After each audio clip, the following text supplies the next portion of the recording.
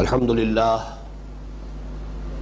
للہ وکفا والصلاۃ والسلام علی عبادہ الذین اصطفى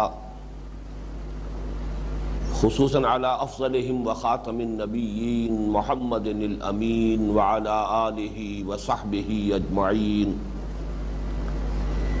اما بعد فقد قال اللہ تبارک وتعالی کما ورد فی سورة البقرہ اعوذ باللہ من الشیطان الرجیم بسم اللہ الرحمن الرحیم افتطمعون ان یؤمنوا لکم وقد كان فريق منهم يسمعون كلام الله ثم يحرفونه من بعد ما عقلوه وهم يعلمون وإذا لقوا الذين آمنوا قالوا آمنا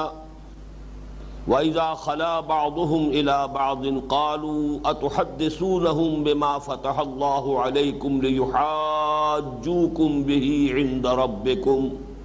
أفلا تعقلون أولا يعلمون أن الله يعلم ما يسرون وما يعلنون ومنهم أميون لا يعلمون الكتاب إلا أماني وإن هم إلا يظنون فويل للذين يكتبون الكتاب بأيديهم ثم يقولون هذا من عند الله ليشتروا به ثمنا قليلا فويل لهم مما كتبت أيديهم وويل لهم مما يكسبون وقالوا لن تمسنا النار إلا أياما معدودة قل اتخذتم عند الله عهدا فلن يخلف الله عهده أم تقولون على الله ما لا تعلمون بلى من كسب سيئة وأحاطت به خطيئته فأولئك أصحاب النار هم فيها خالدون والذين آمنوا وعملوا الصالحات أولئك أصحاب الجنة هم فيها خالدون صدق الله العظيم رب اشرح لي صدري ويسر لي أمري واحلل عقدة من لساني يفقهوا قولي اللهم ربنا الہمنا رشدنا واعذنا من شرور انفسنا اللهم ارنا الحق حقا وارزقنا اتباعه وارنا الباطل باطلا وارزقنا اجتنابه اللهم وفقنا لما تحب وترضى آمین یا رب العالمین۔ ذرا آواز اور کھولو۔ سورہ بقرہ میں بنی اسرائیل سے براہ راست خطاب پر جو 10 رکوعوں سے کچھ زائد حصہ مسلسل چل رہا ہے، اس کی جو ایک تقسیم میں اس سے پہلے کئی مرتبہ عرض کر چکا ہوں، اس کی طرف پھر اشارہ کرنا مقصود ہے۔ ان 10 رکوعوں میں سے پہلا رکوع یعنی سورہ بقرہ کا 5واں رکوع، یہ بنی اسرائیل کو دعوت پر مشتمل ہے کہ ایمان لاؤ محمد پر صلی اللہ علیہ وسلم اور قرآن حکیم پر۔ یہ اس کا اہم ترین حصہ ہے، اس اعتبار سے کہ امت مسلمہ میں بھی جب تجدیدی مساعی کسی بھی مرحلے پر ہوئی ہیں تو پھر ظاہر بات ہے کہ جو بھی لوگ اثر نو دین کی اصل حقیقت کی طرف مسلمانوں کو متوجہ کرنے کے لیے اٹھتے ہیں، انہیں مسلمانوں سے جو خطاب کرنا ہوتا ہے اس میں وہی انداز اختیار کیا جانا چاہیے کہ جو اس وقت نبی اکرم صلی اللہ علیہ وسلم اور مسلمانوں کو اللہ تعالیٰ کی طرف سے تلقین فرمایا گیا کہ وہ جو سابقہ امت مسلمہ ہے اس سے خطاب کریں۔ بعد کے 9 رکوعوں میں ان کے لیے ایک لفظ جو بار بار استعمال ہوا، یہ 9 رکوع ملامت پر مشتمل ہے، ان کی گمراہیاں اعتقادی عملی۔ لیکن اس میں بھی ایک تقسیم جو میں نے ابھی کچھ ہی عرصہ ہوا جس کی طرف توجہ دلائی ہے کہ ان 9 رکوعوں میں سے پہلے 2 رکوع، 6واں اور 7واں رکوع، یہ خالص تاریخی واقعات پر مشتمل ہے، وہ واقعات کے جو اب دوبارہ ان کے رونما ہونے کا کوئی سوال نہیں، جیسے کہ بنی اسرائیل کی مصر سے جو بھی ہجرت ہوئی اس کے لیے اللہ تعالیٰ نے ایک خالص معجزے کے طور پر، خرق عادت کے طور پر سمندر کو پھاڑا، یا انہیں پانی کی احتیاج ہوئی تو حضرت موسیٰ علیہ السلام کے عصا کے ایک ضرب سے ایک چٹان سے 12 چشمے پھوٹ بہے۔ انہیں اگر غذا کی ضرورت پیش آئی تو اللہ تعالیٰ نے من و سلویٰ کا اہتمام فرمایا۔ یہ واقعات اصل میں وہ ہے کہ جو خالص واقعاتی انداز کی چیزیں ہیں، ان کا تذکرہ کر کے کہ تم نے اس کے باوجود، ان انعامات اور احسانات کے باوجود تمہارا جو پے بپے طرز عمل رہا وہ در حقیقت ایسا تھا کہ جس کی بنا پر تم رحمت خداوندی سے محروم ہوتے چلے گئے۔ یہی وجہ ہے کہ چھٹے رکوع میں جو مضمون شروع ہوا، یا بنی اسرائیل اذکروا نعمتی التی انعمت علیکم وانی فضلتکم علی العالمین واتقوا یوما لا تجزی نفس عن نفس شیئا ولا یقبل منها شفاعۃ ولا یؤخذ منها عدل ولا هم ینصرون۔ یہ مضمون ایک اعتبار سے گویا کہ اپنے اختتام اور تکمیل کو پہنچ گیا ہے 7ویں رکوع کی آخری آیت پر، وَضُرِبَتْ عَلَيْهِمُ الذِّلَّةُ وَالْمَسْكَنَةُ وَبَاءُوا بِغَضَبٍ مِّنَ اللَّهِ۔ اس کے بعد سے جو سلسلہ چل رہا ہے یہ 7 رکوع، ان میں آپ دیکھیں گے کہ کچھ ایسی ان کی اعتقادی گمراہیوں کا تذکرہ ہے کہ جو بعد میں امت مسلمہ میں بھی بعین ہی اسی شکل میں پیدا ہوئی۔ لہذا یہاں اگر واقعاتی انداز میں کوئی بات آئی بھی ہے تو اس کے بعد جنرلائزیشن کی صورت میں، تعویل عام کی صورت میں اس سے وہ سبق نکال کر دکھا دیا گیا ہے کہ جو ابدی حقیقت ہے، یونیورسل ٹروتھ ہے۔ دین کے بارے میں یہ وہ حقائق ہے کہ جن سے ذہول جب ہو جاتا ہے کسی مسلمان قوم کو اور مسلمان امت کو تو اس میں پھر وہ اعتقادی گمراہیاں اور عملی گمراہیاں پیدا ہو جاتی ہیں۔ جیسا کہ میں نے پچھلی مرتبہ عرض کیا تھا،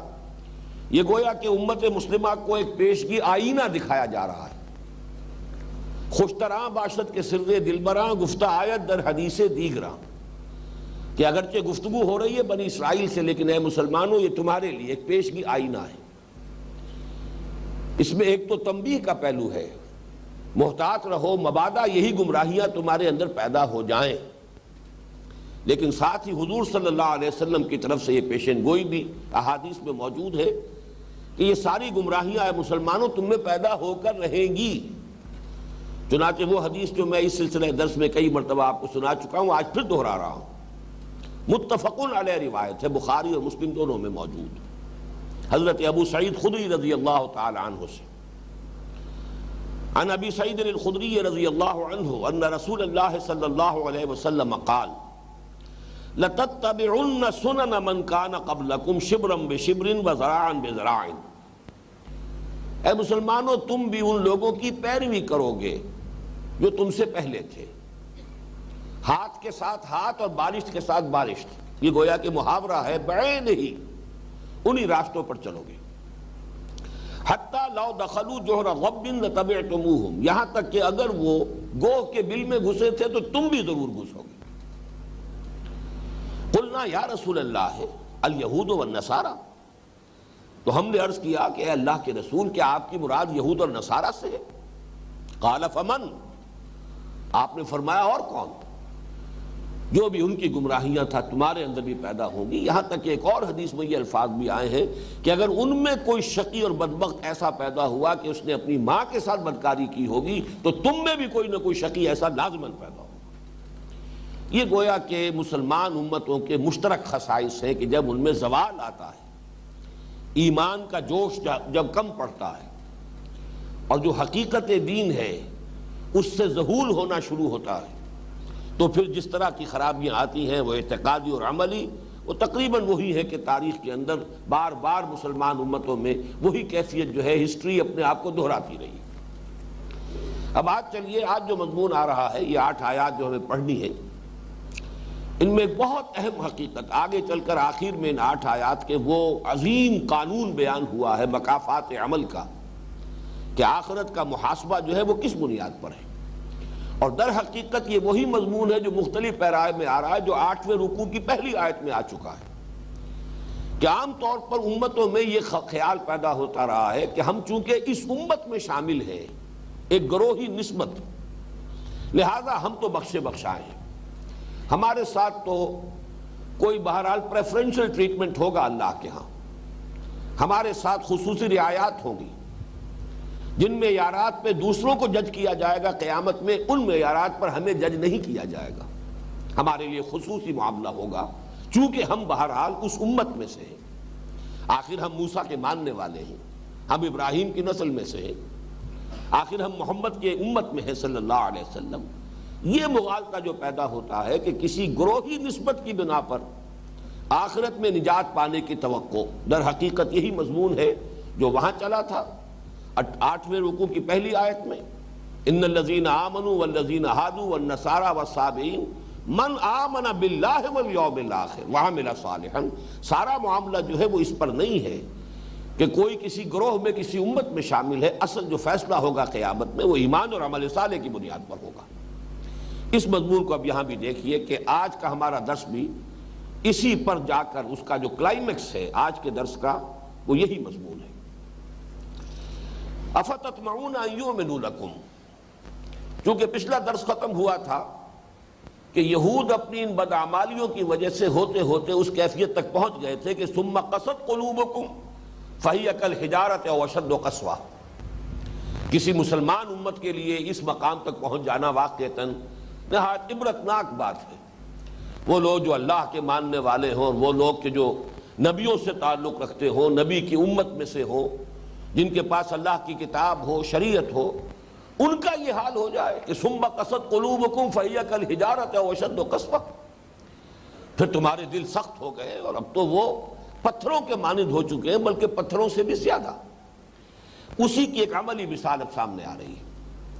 افتطمعون ان یؤمنوا لکم، یہاں خطاب ہے مسلمانوں سے، اے مسلمان ہو، کیا تمہیں یہ توقع ہے کہ یہ یہودی تمہاری بات مان لیں گے؟ طمع، خواہش ہونا، حرص ہونا، کسی چیز کی آرزو دل میں ہونا، اور اسی کے ساتھ تعلق توقع کا ہے۔ تم چاہتے ہو اور تم یہ توقع رکھتے ہو، انسان چاہتا اسی بات کو ہے جس کی اسے کوئی امید ہو۔ افتطمعون ان یؤمنوا لکم، کیا تمہارا یہ گمان ہے، تمہیں توقع ہے، تمہاری خواہش ہے، تمہاری آرزو ہے کہ یہ تمہاری بات مان لیں گے؟ وَقَدْ كَانَ فَرِيقٌ مِّنْهُمْ يَسْمَعُونَ كَلَامَ اللَّهِ ثُمَّ يُحَرِّفُونَهُ مِن بَعْدِ مَا عَقَلُوهُ وَهُمْ يَعْلَمُونَ، جبکہ ان کے ایک گروہ کا یہ حال رہا ہے کہ وہ اللہ کا کلام سننے کے بعد پھر اس میں تحریف کرتے رہے ہیں، اس کے باوجود کہ اس کو سمجھ لیتے تھے، اور یہ تحریف کسی مغالطے کی وجہ سے نہیں، وَهُمْ يَعْلَمُونَ، جانتے بوجھتے ارادے کے ساتھ۔ کا حال یہ ہو کہ بازی بازی بارش بابا ہم بازی، جو اللہ کے کلام کے ساتھ کھیل سکتے ہو، جو اللہ کے کلام میں تحریف کر سکتے ہو، ان سے کس خیر کی تمہیں توقع ہے؟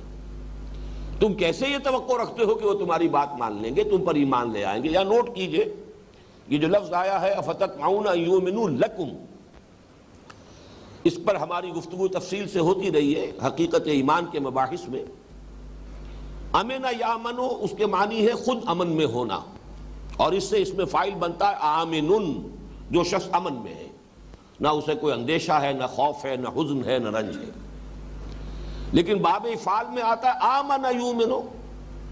اس کے معنی کسی کو امن دینا، اور اس سے اس میں فاعل بنتا ہے مومن، امن دینے والا، یہ لفظی معنی ہے۔ اور اسی معنی میں اللہ کے ناموں میں سے ایک نام ہے المومن، امن بخشنے والا۔ لیکن اس کے بعد آمن یؤمنو کے ساتھ با یا لام آ جائے تو اس کے معنی تصدیق کرنا، کسی کی بات مان لینا۔ یہی سے اصطلاح بنتی ہے ایمان کی، آمنتو باللہ اور آمنتو بمحمد صلی اللہ علیہ وسلم، رسول کی بات مان لینا پورے وثوق کے ساتھ، اعتماد کے ساتھ، اس کے دعوے کو تسلیم کر لینا، یہ ہے ایمان اصطلاحاً۔ تو کبھی کبھی لام کے ساتھ بھی آیا ہے، مثال کے طور پر یہ آمن یؤمنو جو ہے حضرت لوط علیہ السلام کے بارے میں سورہ عنکبوت میں آیا، آمن لہو لوط، حضرت ابراہیم علیہ السلام پر حضرت لوط ایمان لے آئے، ان کے بھتیجے تھے، ایمان لائے ان پر۔ عام طور پر جب ایمان کے معنی میں یہ لفظ آتا ہے اصطلاحاً تو با کے ساتھ آتا ہے، آمن الرسول بما انزل الیہ من ربہ والمؤمنون آمنت باللہ وملائکتہ وکتبہ۔ یہاں پر آپ دیکھ رہے ہیں کہ لام کے ساتھ آیا ہے، افتطمعون ان یؤمنوا لکم،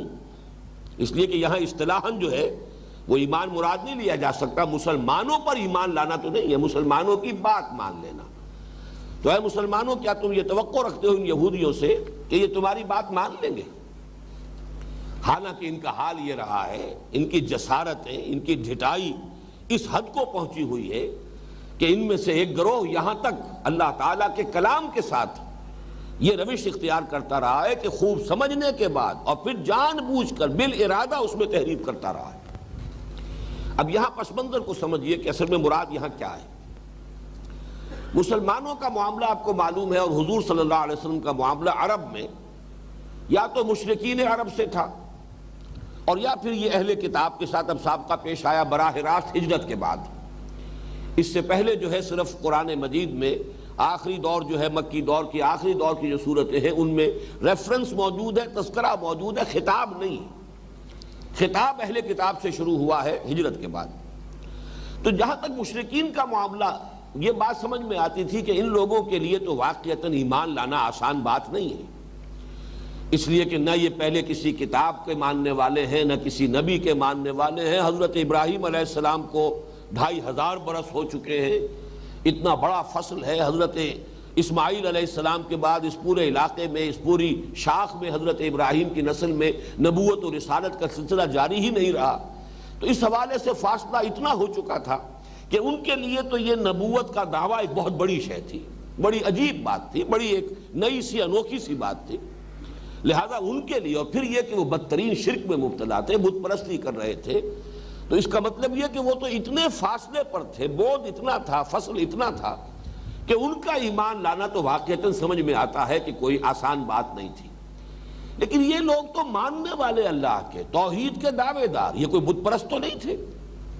اور یہ بہرحال ان کے بارے میں ہے کہ توحید جو ہے ان کا شعار رہا ہے۔ حضرت عزیر کے بارے میں ان کا کوئی گروہ جو ہے کسی زمانے میں، وہ حضرت عزیر کے محبت اور ان کی عظمت کی غلو میں اس درجے ضرور مبتلا ہوا ہے کہ انہیں بھی اللہ کا بیٹا قرار دے دیا تھا، لیکن یہ تمام یہود کا عقیدہ نہیں رہا ہے نصارہ کے مانند۔ توحید ان کا شعار رہا ہے اور آج تک ہے، ایک خدا کو ماننا۔ اس حوالے سے جب یہ توحید کے قائل ہیں، پھر نبوت و رسالت کے قائل ہیں،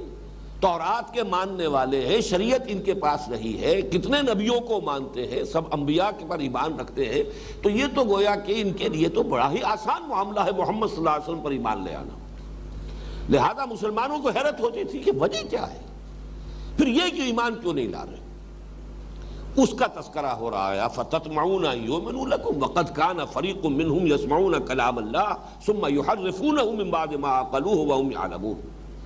ان کا حال یہ رہا ہے۔ اب اس بات کو بھی نوٹ کر لیجئے کہ چاہے یہ معاملہ ان کے صرف اہل علم کا تھا، علماء کا تھا، لیکن جو بیماری ان کے علماء میں پیدا ہو چکی تھی، جب پورے اس امت کے اندر وہ علماء ایک مقام کے حامل تھے اور ان کا احترام ہوتا تھا، انہی کی پیروی کی جاتی تھی، تو گویا کہ یہ بات اب ایک مرض کے اعتبار سے پوری امت میں سرایت کیے ہوئے تھے۔ جن لوگوں کا حال یہ ہو، اے مسلمانوں، کیسے تم توقع رکھتے ہو کہ وہ محمد صلی اللہ علیہ وسلم پر ایمان لے آئیں گے؟ اب اس کو جنرلائز کیجئے، جیسا کہ میں نے عرض کیا ہے، حضور صلی اللہ علیہ وسلم پر نبوت تو ختم ہو چکی، البتہ جیسے سنن ابی داؤد کی حدیث ہے، مجددین امت اس امت کے اندر مسلسل اٹھائے جاتے رہے ہیں۔ ان اللہ یبعث فی هذه الامة علی راس کل 100 عام من یجدد لها دینها۔ تو وقتاً فوقتاً تجدیدی دعوتیں اٹھتی رہیں، اصلاحی کوششیں ہوتی رہیں، دین کی حقیقت کو دوبارہ زندہ کیا جائے، دین کی اصل تعلیم کی طرف لوگوں کو دوبارہ راغب کیا جائے۔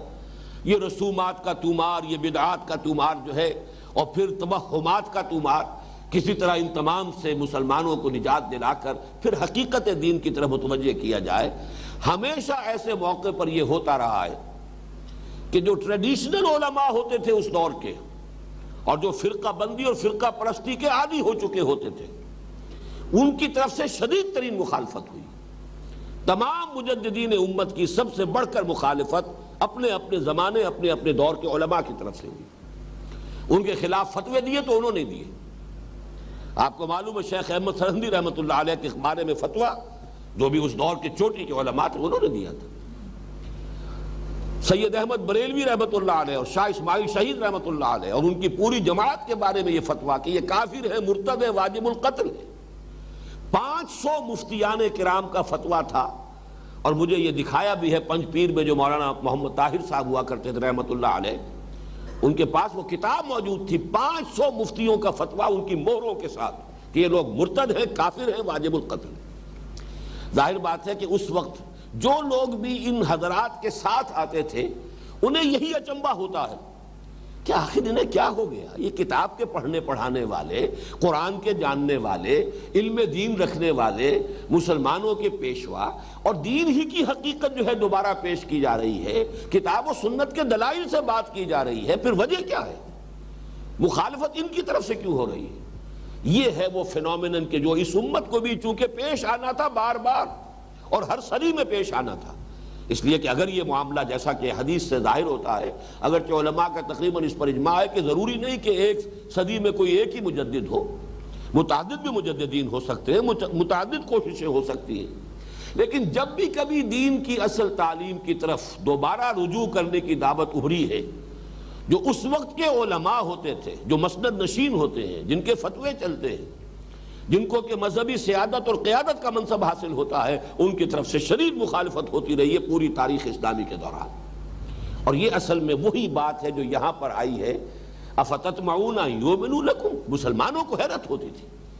کہ اور کسی کے لیے اگر کوئی اپراہٹ ہے، کوئی اجنبیت ہے تو بات سمجھ میں آتی ہے۔ مشرکین عرب کے لیے یہ بات اگر قبول کرنا مشکل ہے، جیسے کہ سورہ شورى میں بھی فرمایا خود اللہ تعالیٰ نے، کبر علی المشرکین ما تدعوہم الیہ، اے محمد صلی اللہ علیہ وسلم جس بات کی طرف آپ انہیں بلا رہے ہیں مشرکین کو، ان پر تو یہ بہت بھاری ہے، بات آسان کام نہیں ہے، لیکن ان کے لیے تو بہت آسان، اللہ کو ماننے والے، توحید کا دعویٰ کرنے والے، نبوت و رسالت کو تسلیم کرنے والے، کتاب کے حامل، شریعت کے حامل، دین کے بارے میں اور دینی شریعت کے احکام کے اعتبار سے ان کے حوالے سے فتویٰ دینے والے، آخر ان کے لیے کیا رکاوٹ ہے؟ افتطمعون ان یؤمنوا لکم وقد کان فریق منہم یسمعون کلام اللہ ثم یحرفونہ من بعد ما عقلوہ وہم یعلمون۔ یسمعون کلام اللہ، اس سے ایک اشکال پیدا ہوا ہے کہ اس سے مراد کیا ہے۔ ایک رائے یہ ہے کہ حضرت موسیٰ علیہ السلام کے ساتھ جو 70 ان کی قوم کے جو سرکردہ لوگ تھے، جب تورات دی گئی ہے تو جب ان سے ایک عہد لیا گیا تھا اور اس وقت کوہ طور جو ہے ان کے سروں کے اوپر معلق کر دیا گیا تھا، اس وقت براہ راست اللہ تعالیٰ کا کلام انہوں نے بھی سنا ہے، خذوا ما آتیناکم بقوۃ۔ اب یہ ہے کلام اللہ جس کی سماعت انہوں نے بھی کی ہے، لیکن یہ کہ معلوم ہوتا ہے کہ اس کلام کو بھی باقی قوم پر جا کر جب انہوں نے اس کو منتقل کیا ہے تو اس میں بھی تحریف کی، اس میں بھی یہ شامل کر دی کوئی اس قسم کے الفاظ کہ ہاں جو تمہاری ہمت سے باہر ہو جائے، جس معاملے کے اندر کہ تم تحمل نہ کر سکو وہ معاف کر دیا جائے گا، اس قسم کے کوئی الفاظ اس وقت ان لوگوں نے بھی جا کر جنہوں نے براہ راست اللہ کا وہ کلام سنا اور قول و قرار کیا اللہ کے ساتھ وہ عہد و میثاق کرنے کے بعد، عین اس وقت جا کر بھی انہوں نے اس کلام میں تحریف کی۔ باقی دوسرا جو اس کا عام مفہوم ہے کہ نبی کی وساطت سے جو بھی پیغام پہنچا ہے گویا کہ وہ بھی ان کے لیے بواسطہ نبی سماعت ہے کلام اللہ کی، اللہ کے کلام کی، یہ گویا کہ اس کی تعویل عام ہو جائے گی۔ وَقَدْ كَانَ فَرِيقٌ مِّنْهُمْ يَسْمَعُونَ كَلَامَ اللَّهِ ثُمَّ يُحَرِّفُونَهُ۔ تحریف کسے کہتے ہیں؟ حرف کہتے ہیں کنارے کو۔ یہ لفظ جو ہے سورہ حج کی آیت میں آیا ہے، آیت نمبر 11 میں، وَمِنَ النَّاسِ مَن يَعْبُدُ اللَّهَ عَلَى حَرْفٍ۔ لوگوں میں سے کچھ ایسے بھی ہیں جو اللہ کی بندگی تو کرنا چاہتے ہیں لیکن کنارے کنارے، مجدھار میں کودنے کو تیار نہیں، یعنی یہ کہ پہلا اپنا بچاؤ جو ہے وہ پیش نظر ہے، رسک لینے کو تیار نہیں، کنارے کنارے چلو، بچ بچ کر چلو۔ فَإِنْ أَصَابَهُ خَيْرٌ اطْمَأَنَّ بِهِ، اس کی وضاحت بھی کر دی گئی کہ اگر خیر ہو، خیریت ہو تو مطمئن رہتا ہے۔ وَإِنْ أَصَابَتْهُ فِتْنَةٌ انقلب عَلَى وَجْهِهِ خَسِرَ الدُّنْيَا وَالْآخِرَةَ، اور اگر کوئی آزمائش آ گئی، امتحان آ گیا تو اوندھے منہ گر جاتا ہے۔ یہ ہے اصل میں نفاق کی اصل جڑ اور بنیاد۔ تو حرف کہتے ہیں کنارے کو، اسی سے بنا انحراف۔ ایک انسان جو ہے کسی بات کے، اب مثلا اللہ کا کلام ہے، اللہ کا دین ہے، اس کی مین سٹریم ہے، اس کی ایک منجدھار ہے، ایک آدمی جو ہے منجدھار سے بچ کر ذرا کنارے کنارے چل رہا ہے، اور پھر اس سے بھی وہ انحراف اختیار کرتا ہے، اس سے بھی رخ بدلتا ہے اور پہلوتی کرتا ہے، اپنے آپ کو بچاتا ہے۔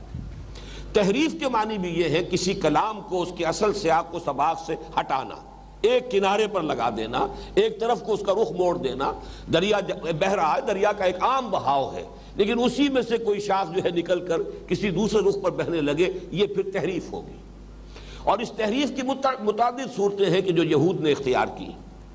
مثلا ایک یہ کہ صرف لفظ کے تلفظ میں فرق کر کے معنی میں فرق ڈال دینا۔ یہ آگے چل کر آئے گا اسی سورہ مبارکہ میں، رائنا کو ذرا سا کھینچ کر رائینا کہہ دیا اور اس کے معنی بدل گئے،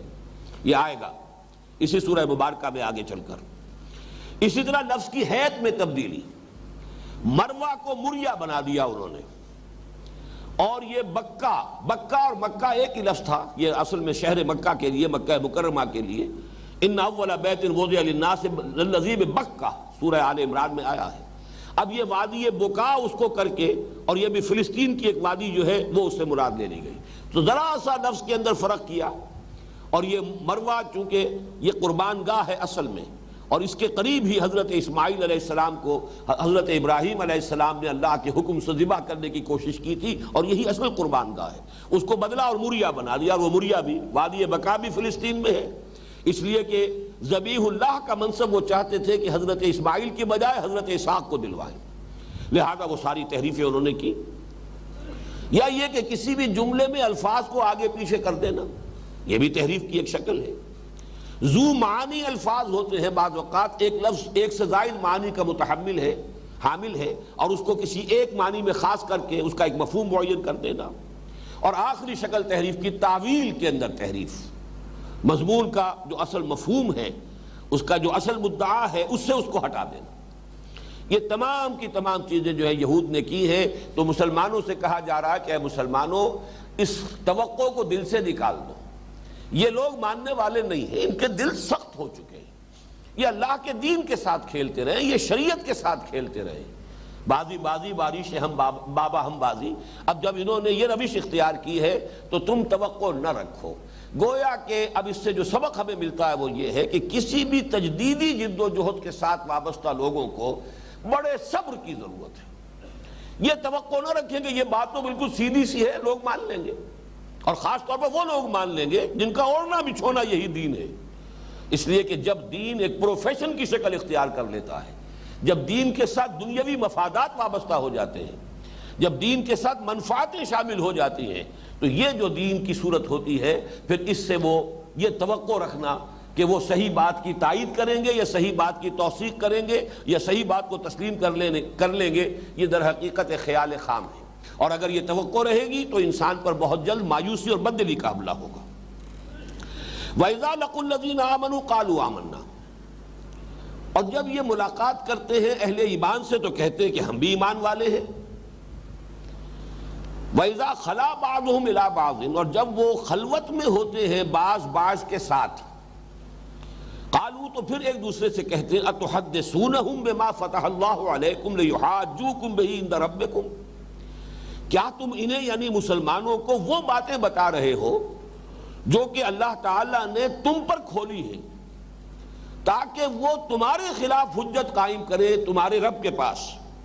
افلا تعقلون، تو کیا تم عقل سے کام نہیں لیتے؟ اب اس آیت کے پس منظر کو بھی سمجھیے۔ یہودیوں کا اصل میں دعویٰ یہ تھا، مسلمانوں سے وہ کہتے کہ ہمیں بھی مانو کہ ہم صاحب ایمان ہیں۔ فرض کیجئے کہ ہم نے محمد کو نہیں مانا صلی اللہ علیہ وسلم، تو سینکڑوں ہزاروں نبیوں میں سے اگر بالفرض محمد نبی ہے تب بھی ہم نے صرف ایک کا انکار کیا نا، یا اور آگے بڑھو گے ہم نے ایک اور کا انکار کیا اور وہ حضرت مسیح ہے۔ باقی سینکڑوں ہزاروں نبیوں کے ہم ماننے والے، کتاب ہمارے پاس، تورات ہمارے پاس، تم بھی مانتے ہو کہ تورات اللہ نے نازل فرمائی، تم بھی مانتے ہو موسیٰ اللہ کے رسول تھے، ہم ان کے ماننے والے، ہم ان کے امتی ہیں، اللہ کو ہم مانتے ہیں، آخرت کو ہم مانتے ہیں، بعث بعد الموت کو ہم مانتے ہیں، جنت اور دوزخ کو ہم مانتے ہیں، تو کیسے تم ہمیں کہو گے کہ ہم علیحدہ ہو گئے؟ ہم بھی صاحب ایمان ہیں، ہمیں تسلیم کرو۔ اصل میں یہ مضمون جو اس سورہ مبارکہ کے دوسرے رکوع میں بھی آیا تھا، وہاں پہ بھی خاص طور پر نوٹ کرنے کی بات یہ ہے کہ وَمِنَ النَّاسِ مَن يَقُولُ آمَنَّا بِاللَّهِ وَبِالْيَوْمِ الْآخِرِ وَمَا هُم بِمُؤْمِنِينَ، لوگوں میں سے کچھ ایسے بھی ہیں جو کہتے ہیں کہ ہم اللہ پر بھی ایمان رکھتے ہیں، یوم آخر پر بھی ایمان رکھتے ہیں، حالانکہ حقیقت میں وہ مومن نہیں ہے۔ تو وہاں اصل میں اگرچہ عام خیال یہ ہے کہ وہاں مراد جو ہے وہ منافقین ہیں، لیکن جیسا کہ میں نے عرض کیا تھا جب کہ ہم وہ رکوع مطالعہ کر رہے تھے، قرآن مجید نے تو اصل میں وہ ایک نقشہ کھینچ دیا ہے، ایک کردار جو ہے کردار نگاری کر دی ہے، کردار کا نقشہ کھینچ دیا ہے، اب جس پر بھی وہ فٹ ہو جائے، اور وہ دونوں پر فٹ ہو رہا تھا۔ منافقین کا معاملہ بھی یہ تھا کہ ان پر سب سے زیادہ گراں جو گزرتی تھی بات وہ حضور کی اطاعت تھی، اللہ کو مان لینا۔ اسی لیے آپ کو بھی معلوم ہے کہ جب یہ قتال کا سلسلہ چلا ہے تو وہ یہ کہتے تھے یہ محمد خود کر رہے ہیں جو کچھ کر رہے ہیں صلی اللہ علیہ وسلم، لولا نزلت سورۃ،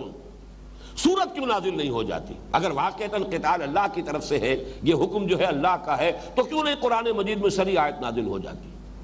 ان کے اس مطالبے پر سورہ قتال جب نازل ہوئی ہے تو ان پر حجت قائم کی گئی، لو اب یہ سورہ قتال آ گئی، سورہ محمد کا نام سورہ قتال بھی ہے صلی اللہ علیہ وسلم۔ لیکن یہ کہ اس سے پہلے ظاہر بات ہے وہ حضور کا حکم تھا۔ اسی طرح آپ کو معلوم ہے مکے میں یہ بات کہ مسلمانوں چاہے تمہارے ٹکڑے کر دیے جائیں لیکن تم ہاتھ نہیں اٹھاؤ گے، تو حضور کا حکم تھا۔ قرآن مجید میں تو اس کی توثیق نازل ہوئی ہے جا کر سورہ نساء میں، سورہ نساء نازل ہو رہی ہے سن 5 یا 6 ہجری میں، لیکن وہ رسول کا حکم تھا اس وقت۔ تو اصل میں تو دین سارا نام ہے رسول کی اطاعت کا، بمصطفیٰ برسا خیش را کے دی ہم اوست، اگر بہو نہ رسیدی تمام بولا بیست۔ لیکن منافقین کا مسئلہ بھی یہی تھا کہ رسول کی اطاعت ان پر گراں تھی، اللہ کو مانتے ہیں آخرت کو مانتے ہیں، لہذا وہاں بھی صرف ان دو کا تذکرہ ہوا، اور اسی کے اندر خود گویا کہ کور ہو گئے یہودی بھی، وہ بھی کہتے ہیں ہم اللہ کو مانتے ہیں اور آخرت کو مانتے ہیں۔ بھائی اگر ہم نے انکار کیا بھی ہے یا نہیں مانا ہے تو صرف محمد کو نہیں مانا نا صلی اللہ علیہ وسلم، باقی ہم تو اللہ کو مانتے ہیں، آخرت کو مانتے ہیں، اور کتنے بے شمار نبیوں کو مانتے ہیں۔ یہ ہے اصل میں اس کا پس منظر کہ وہ کہتے تھے ہم بھی صاحب ایمان۔ پھر یہ کہ چونکہ وہ چاہتے تھے کہ مسلمانوں کے ساتھ گھل مل کر رہے، ایک معاشرتی ضرورت ہوتی ہے، معاشرتی مصلحتیں ہوتی ہیں، ایک شہر ہے مدینہ، اس میں آباد ہے، اس میں روابط بھی ہے، اوس اور خزرج کے ساتھ ان کے روابط تھے، ان کی دوستیاں تھیں، ان کے حلیفی کے تعلقات تھے۔ اب ظاہر بات ہے کہ یہ دونوں قبیلے جو ہے تقریباً پورے کے پورے قبیلے اسلام لا چکے ہیں، حضور پر ایمان لا چکے ہیں، اب ان کے ساتھ ایک دم اپنے وہ روابط کیسے توڑ دیں؟ ان کے ساتھ جو بھی دوستیاں ہیں، محبتیں ہیں، کوئی اور اس طرح کے معاملات ہیں، کوئی کاروباری لین دین کی صورتیں ہیں، اس کو ایک دم منقطع کر دینا آسان نہیں ہے۔ جیسے کہ سورہ عنکبوت میں فرمایا گیا کہ مودۃ بینکم فی الحیات الدنیا، سب سے بڑی رکاوٹ بن جاتی ہے لوگوں کے لیے، جان لیتے ہیں کہ حق وہ ہے لیکن اس حق کو قبول کرنے کے لیے اپنی دوستیاں چھوڑنی پڑ رہی ہیں، اپنی عزیز داریوں کے اوپر آنچ آتی ہے، اپنی رشتہ داریوں جو ہیں ان کے اندر رکھنے پڑتے ہیں، لہذا یہ مودۃ بینکم فی الحیات الدنیا یہ پاؤں میں بیڑی بن کر پڑی رہتی ہے اور انسان کو حق کے قبول کرنے سے روکتی رہتی ہے۔ تو یہ معاملہ ان کا تھا اس معنی میں کہ چاہتے تھے کہ مسلمانوں کے ساتھ ان کا وہ خلا ملا، اوس اور خزرج کے ساتھ ان کے وہ تعلقات تجارتی لین دین کا حلیفی کے معاملات برقرار رہیں، اس لیے ان کو یہ روش اختیار کرنی پڑ رہی ہے۔ وَإِذَا لَقُوا الَّذِينَ آمَنُوا قَالُوا آمَنَّا، ہم بھی بھائی صاحب ایمان ہے، آخر کون سا لمبا چوڑا فرق ہے؟ اسی لیے جیسا کہ میں نے عرض کیا آپ سے کہ لوگ جو ہیں وہ در حقیقت اسی قدر مشترک جو ہے کہ یہودیوں کے درمیان اور منافقین کے درمیان بھی قدر مشترک ایمان بالرسالت سے اعراض اور فرار۔ آج کے دور میں بھی سب سے بڑے فتنے آپ کو یہی ملیں گے، چاہے وہ وحدت ادیان کا فتنہ ہے، تمام دین ایک ہے جی کیا فرق پڑتا ہے، شریعتوں کا تھوڑا تھوڑا فرق ہے، وہاں پر بھی زد آ رہی ہے ایمان بالرسالت پر۔ اور مسلمانوں کے اندر سب سے بڑا فتنہ آج کے دور کا وہ انکار سنت یا استخفاف حدیث کا فتنہ ہے، اس کے بھی اگر آپ دیکھیں گے ڈانڈے ملتے ہیں اتباع رسول اور اطاعت رسول سے، وہ گراں گزرنے والی چیز ہے، لہذا اسے کسی نہ کسی شکل میں انسان چاہتا ہے کہ اس سے اپنے آپ کو بچائے۔ وَإِذَا لَقُوا الَّذِينَ آمَنُوا قَالُوا آمَنَّا، اسی معاملے میں چونکہ وہ چاہتے تھے کہ دوستیاں رہیں اور یہ ہمارے خلوص کے قائل رہیں، تو اسی خوشامدانہ لہجے میں کبھی کبھی وہ تائید بھی کر دیتے تھے کہ ہاں ہاں یہ بات جو قرآن مجید میں آئی ہے یا جو آپ کے رسول نے کہی ہے ہمارے ہاں بھی یہ بات ہے، یہ بات صحیح ہے، تورات میں یہ بات اسی طور سے نازل ہوئی ہے۔ یہ گویا کہ جسے عام ہمارے ہاں کولوکیل لینگویج میں کہتے ہیں نمبر بنانا اپنے، تو مسلمانوں کے ساتھ اپنی جو ہے وہ خلوص اور اخلاص کا مظاہرہ کرنے کے لیے خوشامد کے انداز میں کبھی کبھی وہ سچی بات تائید اور توثیق میں، قرآن اور محمد صلی اللہ علیہ وسلم کی تائید اور توثیق میں جو تورات میں باتیں تھیں وہ کہہ دیتے تھے ہاں ٹھیک ہے یہ بات ہے، یہ ہم مانتے ہیں، بھائی حق تو تسلیم کرنا چاہیے نا، اس حد تک تو ہم نے بھی بات مانی، یہ بات صحیح ہے۔ لیکن اب جب وہ ہوتے تھے اپنی مجلسوں میں مسلمانوں سے تو جب وہ باتیں کرتے تھے تو اس طرح کی کوئی بات جو ہے نکل جاتی ہے جس کے منہ سے سچی بات مستی میں فقیہ مصلحت بھی سے وہ رندے بادہ خار اچھا کچھ سچی باتیں نکل جاتی تھی، اس کے بعد ملامت کرتے تھے، یہ کیا کیا تم نے، یہ کیا حماقت کی، تم نے یہ بات کیوں کہہ دی ان کے سامنے، کیوں اس طریقے سے ان کی تائید کر دی؟ تو کیا کہتے تھے وَإِذَا خَلَا بَعْضُهُمْ إِلَىٰ بَعْضٍ، جب وہ ایک دوسرے کے پاس خلوت میں ہوتے ہیں، علیحدہ ہوتے ہیں، تو اب وہ ملامت کرتے ہیں قَالُوا وَتُحَدِّثُونَهُمْ بِمَا فَتَحَ اللَّهُ عَلَيْكُمْ، کیا تم ان مسلمانوں کو بتا رہے وہ باتیں کہ جو اللہ نے تم پر کھولی ہے؟ تورات میں اللہ نے یہ حقائق بیان کیا، اللہ نے تم پر یہ حقیقت کھول دی، لیکن تم اب یہ باتیں ان کو بھی بتا رہے ہو۔ لِيُحَاجُّوكُمْ بِهِ عِندَ رَبِّكُمْ، یہ جو لام یہاں آیا اسے لام عاقبت کہتے ہیں۔ کوئی کام آپ کر رہے ہیں، آپ کے پیش نظر اس کا مقصد وہ نہیں ہے، لیکن منطقی طور پر وہ نتیجہ نکلتا ہے، تو اس کو بھی یہ لام عاقبت کے ذریعے سے ظاہر کیا جاتا ہے، یہ جو کچھ تم کر رہے اس کا نتیجہ یہ نکلے گا۔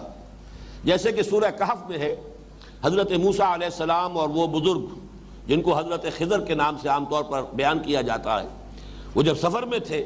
اور حضرت موسیٰ علیہ السلام نے وہ حضرت خضر علیہ السلام نے اس کشتی کا، جب کہ کشتی میں سفر کر رہے تھے، اس کا ایک تختہ توڑ دیا،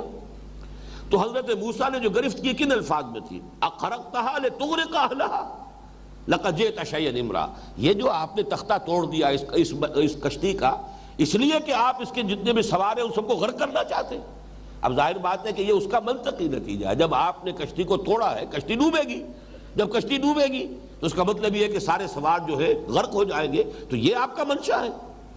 ہم اسے سوالیہ نشان کے طور پر بھی پیش کر سکتے ہیں کہ کیا اس کام کے لیے آپ نے یہ کام کیا ہے، یہ آپ کے پاس آپ کا مقصد یہ پیش نظر ہے؟ بالکل وہی بات یہاں ہے،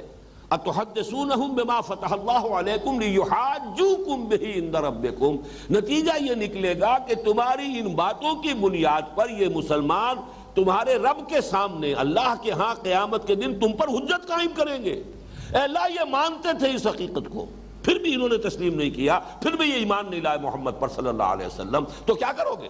اب تمہارے پاس کوئی عذر نہیں رہے گا، تم پر تو حجت قائم ہو جائے گی، اور یہ اس لیے ہوگی کہ تم انہیں بتا رہے ہو کہ تورات میں یہ لکھا ہوا ہے۔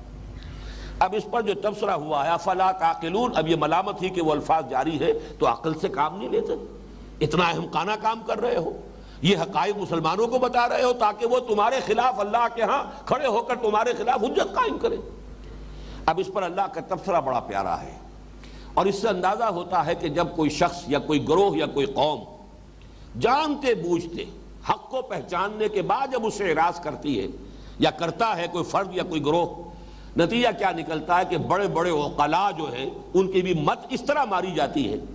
جس کا کہ یہاں پہ اب اللہ تعالیٰ نے تبصرہ کر کے فرمایا اولا یعلمون ان اللہ یعلم ما یسرون وما یعلنون، تو کیا ان احمقوں کو یہ خیال نہیں رہا کہ اللہ تو جانتا ہے جو کچھ کہ یہ چھپا رہے ہیں اور جو کچھ کہ ظاہر کر رہے ہیں۔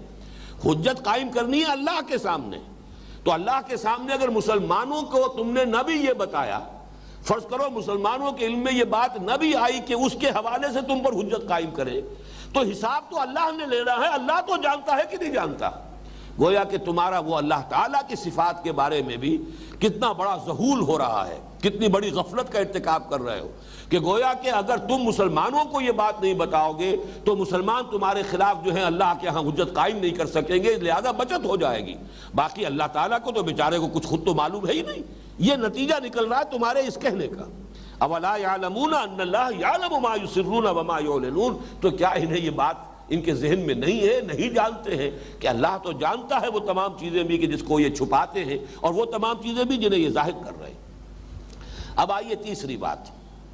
اور یہ پھر معلوم ہوگا کہ گفتہ آیت در حدیث دیگراں معلوم ہوگا یہ ہماری داستان ہے کہ جو سابقہ امت کی جو بھی ایک تفصیل بیان کی جا رہی ہے، نقشہ کشی کی جا رہی ہے، اس آئینے میں ہم اپنی تصویر آج دیکھ سکتے ہیں۔ وَمِنْهُمْ أُمِّيُّونَ لَا يَعْلَمُونَ الْكِتَابَ إِلَّا أَمَانِيَّ وَإِنْهُمْ إِلَّا يَظُنُّونَ، ان میں کچھ تو وہ ہیں جو ان پڑھ ہیں، امی ان پڑھ یعنی وہ شخص جس نے فارمل ایجوکیشن حاصل نہیں کی دنیا کے حساب سے، باقی یہ کہ اللہ تعالیٰ نے کسی کو علم لدنی دیا ہو یہ بات دوسری ہے۔ بہت سے ہوتے ہیں کہ جنہوں نے کوئی فارمل تعلیم حاصل نہیں کی ہے لیکن فہم ہے، فطرت سلیمہ ہے، عقل سلیم ہے، اور اس کے علاوہ بھی اللہ تعالیٰ جس کے دل میں جو چاہے بات القاء فرما دے، اس کو علم لدنی کہتے ہیں، خاص اللہ اپنے پاس سے کسی کو علم دے دے۔ اسی معنی میں پھر یہ لفظ استعمال ہوتا ہے النبی الامی محمد الرسول اللہ صلی اللہ علیہ وسلم، اس لیے کہ آپ نے بھی دنیاوی اصولوں کے مطابق کوئی تعلیم حاصل نہیں کی، اللہ نے سکھایا جو سکھایا، یا اللہ تعالیٰ نے حضرت جبرائیل کے ذریعے یا حضرت اسرافیل کے ذریعے سے جو بھی تعلیم دی علمہ شدید القویٰ ذو مرۃ فاستویٰ، سکھایا ہے انہیں، تعلیم دی ہے۔ لیکن دنیاوی جو طریقے ہیں یہ سیکھنا سکھانا، دنیا میں تعلیم و تعلم، اس کے ذریعے سے حضور نے کوئی علم حاصل نہیں کیا۔ پھر یہ لفظ آتا ہے پوری اس قوم کے لیے بھی جس میں حضور مبعوث ہوئے، امیون، هو الذی بعث فی الامیین رسولا منہم یتلو علیہم آیاتہ ویزکیہم، سورۃ الجمعہ میں پوری اس نسل کو کہا گیا امیون۔ کیوں؟ اس لیے کہ ان کے ہاں نمبر ایک تو یہ کہ عام طور پر مجموعی طور پر پوری قوم ان پڑھ لوگوں پر مشتمل تھی، پڑھے لکھے لوگ صرف انگلیوں پر گنے جانے کے قابل، تو گویا کہ حکم الاکثر حکم الکل کے حوالے سے جو اکثریت کی کیفیت ہوگی اسی کا اطلاق کل کے طور پر کر دیا جاتا، تو گویا کہ پوری قوم جو ہے وہ امیین پر مشتمل تھی، ان پڑھ لوگوں پر مشتمل تھی۔ دوسرے اس معنی میں کہ ان کے پاس کوئی کتاب نہیں تھی، صاحب کتاب یا اہل کتاب کے مقابلے میں بھی امیین کا لفظ آیا ہے قرآن مجید میں، بعض مواقع پر اس کو لایا گیا ہے اہل کتاب کے مقابل میں۔ بہرحال یہاں پر جو کہا جا رہا ہے وہ یہ ہے کہ جیسے آج مسلمانوں میں عظیم اکثریت جو ہے وہ امیین پر مشتمل ہے، کس معنی میں؟ چاہے پی ایچ ڈی کیا ہوا ہو لیکن دین سے واقف نہیں، دین کے بارے میں تو صرف ہیر سے ہے ان کی، کچھ سنی سنائی باتیں ہیں، کوئی بچپن میں سن لی تھی، کچھ کہیں ادھر ادھر گئے ہیں، وہ مسجدوں میں کوئی تقریریں سن لی ہیں، کوئی خطبات سن لی ہیں، کوئی وعظ سن لیے ہیں، کوئی چرچے ہیں اس طرح کی، سوائے اس طرح کی باتوں کے وہ ہیر سے جو ہے اس کے سوا کچھ بھی نہیں۔ انہوں نے کتاب نہیں پڑھی، انہوں نے اس کا علم حاصل نہیں کیا، انہوں نے عربی زبان نہیں سیکھی۔ کتنے لوگ ہوں گے کہ جنہوں نے قرآن اور سنت کا مطالعہ کیا؟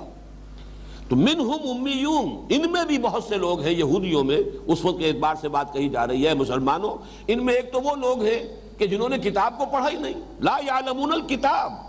یہ جانتے ہی نہیں تورات میں کیا ہے، الا امانی، ہاں ان کو تو کچھ دل خوش کن خیالات ہیں، کچھ من گھڑت مذمومہ ان کے عقائد ہیں۔ وہ عقائد کی ایک مثال آگے آ بھی جائے گی، قالوا لن تمسنا النار الا ایاما معدودہ، ان کے دلوں میں یہ بات بٹھا دی گئی ہے اور یہی بات ان کے ذہنوں میں بیٹھ گئی ہے کہ ہمیں تو اول تو یہ کہ جہنم میں جھونکا جائے گا ہی نہیں، ہمارے ساتھ تو پریفرنشل ٹریٹمنٹ ہوگا، نحن ابناء اللہ و احباؤہ، ہم تو اللہ کے بیٹوں کے مانند ہیں، بڑے چہیتے ہیں، لاڈلے ہیں، اور اگر بالفرض دوسرے لوگوں کی آنکھوں میں دھول جھونکنے کے لیے اللہ تعالیٰ اپنے انصاف کا کچھ تو آخر جو ہے اس کا کچھ لاج رکھے گا، تو ہمیں اگر جہنم میں داخل کر بھی دیا گیا تو گنتی کے چند دن فوراً نکال لیے جائیں گے۔ اب یہ ان کے مرزومہ خیالات ہیں، یہ امانی ہے۔ امانی کا لفظ جو ہے اصل میں بنا ہے منا اور منیون، یہ کہتے ہیں کوئی تصور ذہن میں قائم کر لینا،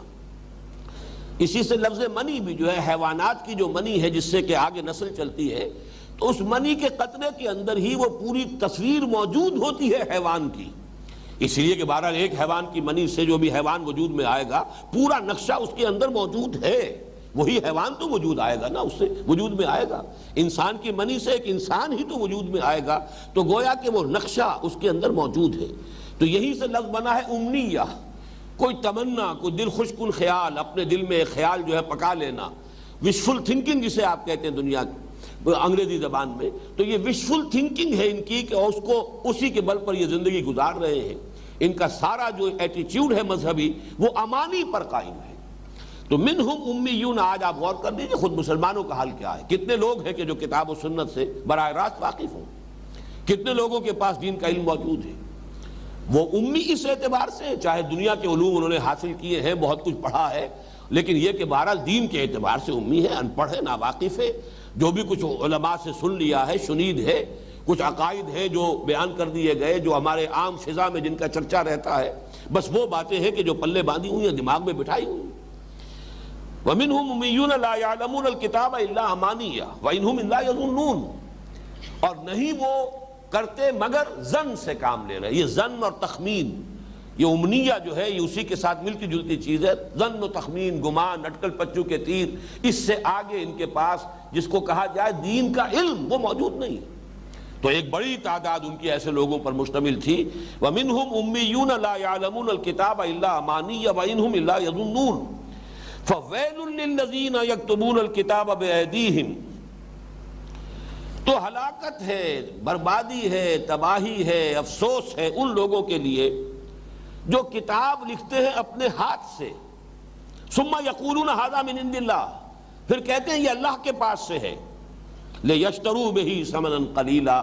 تاکہ اس کے ذریعے سے کچھ دنیاوی مفاد، کچھ قیمت، حقیر سی قیمت حاصل کر لیں۔ فویل لہم مما کتبت ایدیہم وویل لہم مما یکسبون، تو ہلاکت اور بربادی اور تباہی اور افسوس ہے ان کے لیے اس چیز کی وجہ سے بھی کہ جو ان کے ہاتھوں نے لکھی، اور اس چیز کی وجہ سے بھی جو انہوں نے کمائی حاصل کی ہے، جو قیمت انہوں نے وصول کی ہے، اس سے بھی ان کے لیے ہلاکت، بربادی، تباہی اور افسوس۔ اب یہ ہے ان کے اہل علم کا رویہ۔ یہ ذرا یہ آیت جو ہے اس اعتبار سے مشکلات القرآن میں سے ہے کہ اس کے صحیح مفہوم کو معین کرنے میں کوئی دقت پیش آ رہی ہے۔ میں نے اپنی سی کوشش کی ہے، میں اس کے بارے میں کچھ باتیں آپ سے عرض کرتا ہوں۔ پہلی بات تو یہ کہ یہ کتاب سے مراد یہاں کیا ہے؟ اگر تورات مراد لی جائے تو اگر ہم یہ کہیں کہ ان کے اہل علم میں یہ کتاب تورات اپنے ہاتھوں سے لکھی اور اسے دھوکہ دینے کے لیے اور محض دنیاوی منفعت کمانے کے لیے اللہ کی طرف منسوب کیا، تو اس کے معنی تو پھر یہ ہوئے کہ کسی بھی درجے میں تورات کے نام سے جو کتاب دنیا میں آج پیش کی جا رہی ہے یا خود حضور کے زمانے میں پیش کی گئی، وہ سرے سے ساقط الاعتبار ہے، پھر اس میں خیر کا کوئی عنصر جو ہے اس کو کوئی امکان باقی رہتا ہی نہیں، اس لیے کہ وہ تو پھر ان کے ہاتھوں کی لکھی ہوئی ہے جو انہوں نے غلط طور پر اللہ کی طرف منسوب کی ہے، اور وہ بھی بدنیتی کے ساتھ، اور وہ بدنیتی یہ کہ صرف دنیاوی کوئی مفادات حاصل کرنے کے لیے انہوں نے یہ سارا دھندا کیا ہے۔ یہ بات جو ہے کسی ایک درجے میں تحریف کی حد تک تو تسلیم کی جا سکتی ہے کہ کہیں کہیں لفظی رد و بدل کر دیا گیا، کہیں کہیں آگے پیچھے کر دیا گیا، کہیں کہیں لفظ کی شکل تبدیل کر دی گئی، یہ تو ہو سکتا ہے تعویل، لیکن چونکہ بہرحال خود حضور صلی اللہ علیہ وسلم کے زمانے میں جو بھی تورات موجود تھی اس کو بحیثیت مجموعی حضور نے ریجیکٹ نہیں کیا، بلکہ بسا اوقات کہا لاؤ تورات، فاتو بالتورات فتلوہا، لاؤ نا تورات اور اس کو پڑھو۔ اس کا مطلب یہ ہے کہ بحیثیت مجموعی جو ہے اس تورات کو اس اعتبار سے ساقط الاعتبار قرار دے دینا کہ اس میں تو سارا کا سارا معاملہ جو ہے وہ جھوٹ پر اور افتراء پر ہی مبنی ہے، اور ساری جو ہے لوگوں نے اپنے ہاتھ سے لکھ کر جو ہے اس کو اللہ کی طرف جھوٹ موٹ سے منسوب کر دیا ہے، اور اس میں بھی ان کے پیش نظر بدنیتی تھی، یہ چیز کچھ قابل قبول نہیں۔ اس حوالے سے مولانا اصلاحی صاحب نے ایک تعویل کی ہے، اور وہ تعویل یہ ہے کہ یہاں الکتاب سے مراد ہے فتویٰ، قانون۔ ویسے یہ بات اپنی جگہ پر وزنی ہے، قرآن مجید میں جہاں لفظ کتاب آتا ہے اس میں خاص طور پر شریعت کی طرف اشارہ ہوتا ہے۔ کسی بھی شے کی فرضیت جب قرآن مجید میں آتی ہے تو کتبہ کے لفظ سے آتی ہے، کتب علیکم الصیام، کتب علیکم القتال، کتب علیکم اذا حضر احدکم الموت ان ترک خیرا الوصیہ، وصیت تم پر لازم کر دی گئی، قتال فرض کر دیا گیا، روزہ فرض کر دیا گیا، تو یہ کتاب کا لفظ آتا ہے فرض کے لیے، کسی شے کی مشروعیت، اس کا شرعی حکم قرار پا جانا، اور اسی اعتبار سے وہ جو 4 مرتبہ قرآن مجید میں حضور کے فرائض چہارگانہ آئے ہیں، وَيُعَلِّمُهُمُ الْكِتَابَ وَالْحِکْمَةَ، وہاں کتاب سے مراد، میں بھی اسے تسلیم کرتا ہوں کہ مراد ہے قرآن مجید کا وہ حصہ جو احکام شریعت پر مشتمل ہے۔ تو گویا کہ یہاں اس آیت میں اللہ تعالیٰ ان لوگوں کے جو فقہاء تھے، ان کے جو احبار تھے، ان کے جو مفتی حضرات تھے، ان کے اس طرز عمل کی طرف اشارہ کر رہا ہے کہ وہ فتوے دیتے تھے، اور وہ فتوے بہرحال جیسے ہمارے یہاں بھی فتویٰ فروشی ہوتی رہی ہے، علماء سو کا کام کیا رہا ہے، جہاں کہیں دیکھا کہ کوئی معاملہ ایسا ہے، کوئی بڑا شخص ہے اور اس سے کوئی منفعت بھی حاصل ہو سکتی ہے، اس کا من چاہا، اس کا دل پسند فتویٰ کہیں سے ادھر سے ادھر سے کوئی دلیل نکال کر، کوئی ہیلہ تلاش کر کے اس کے لیے کوئی شرعی جو ہے اس کے لیے وہ امکان پیدا کر دینا، راستہ نکال دینا، اس سے یہ کہ لوگوں نے بہرحال دنیاوی مفادات حاصل کیے ہیں۔ فتویٰ فروشی جسے ہم کہتے ہیں،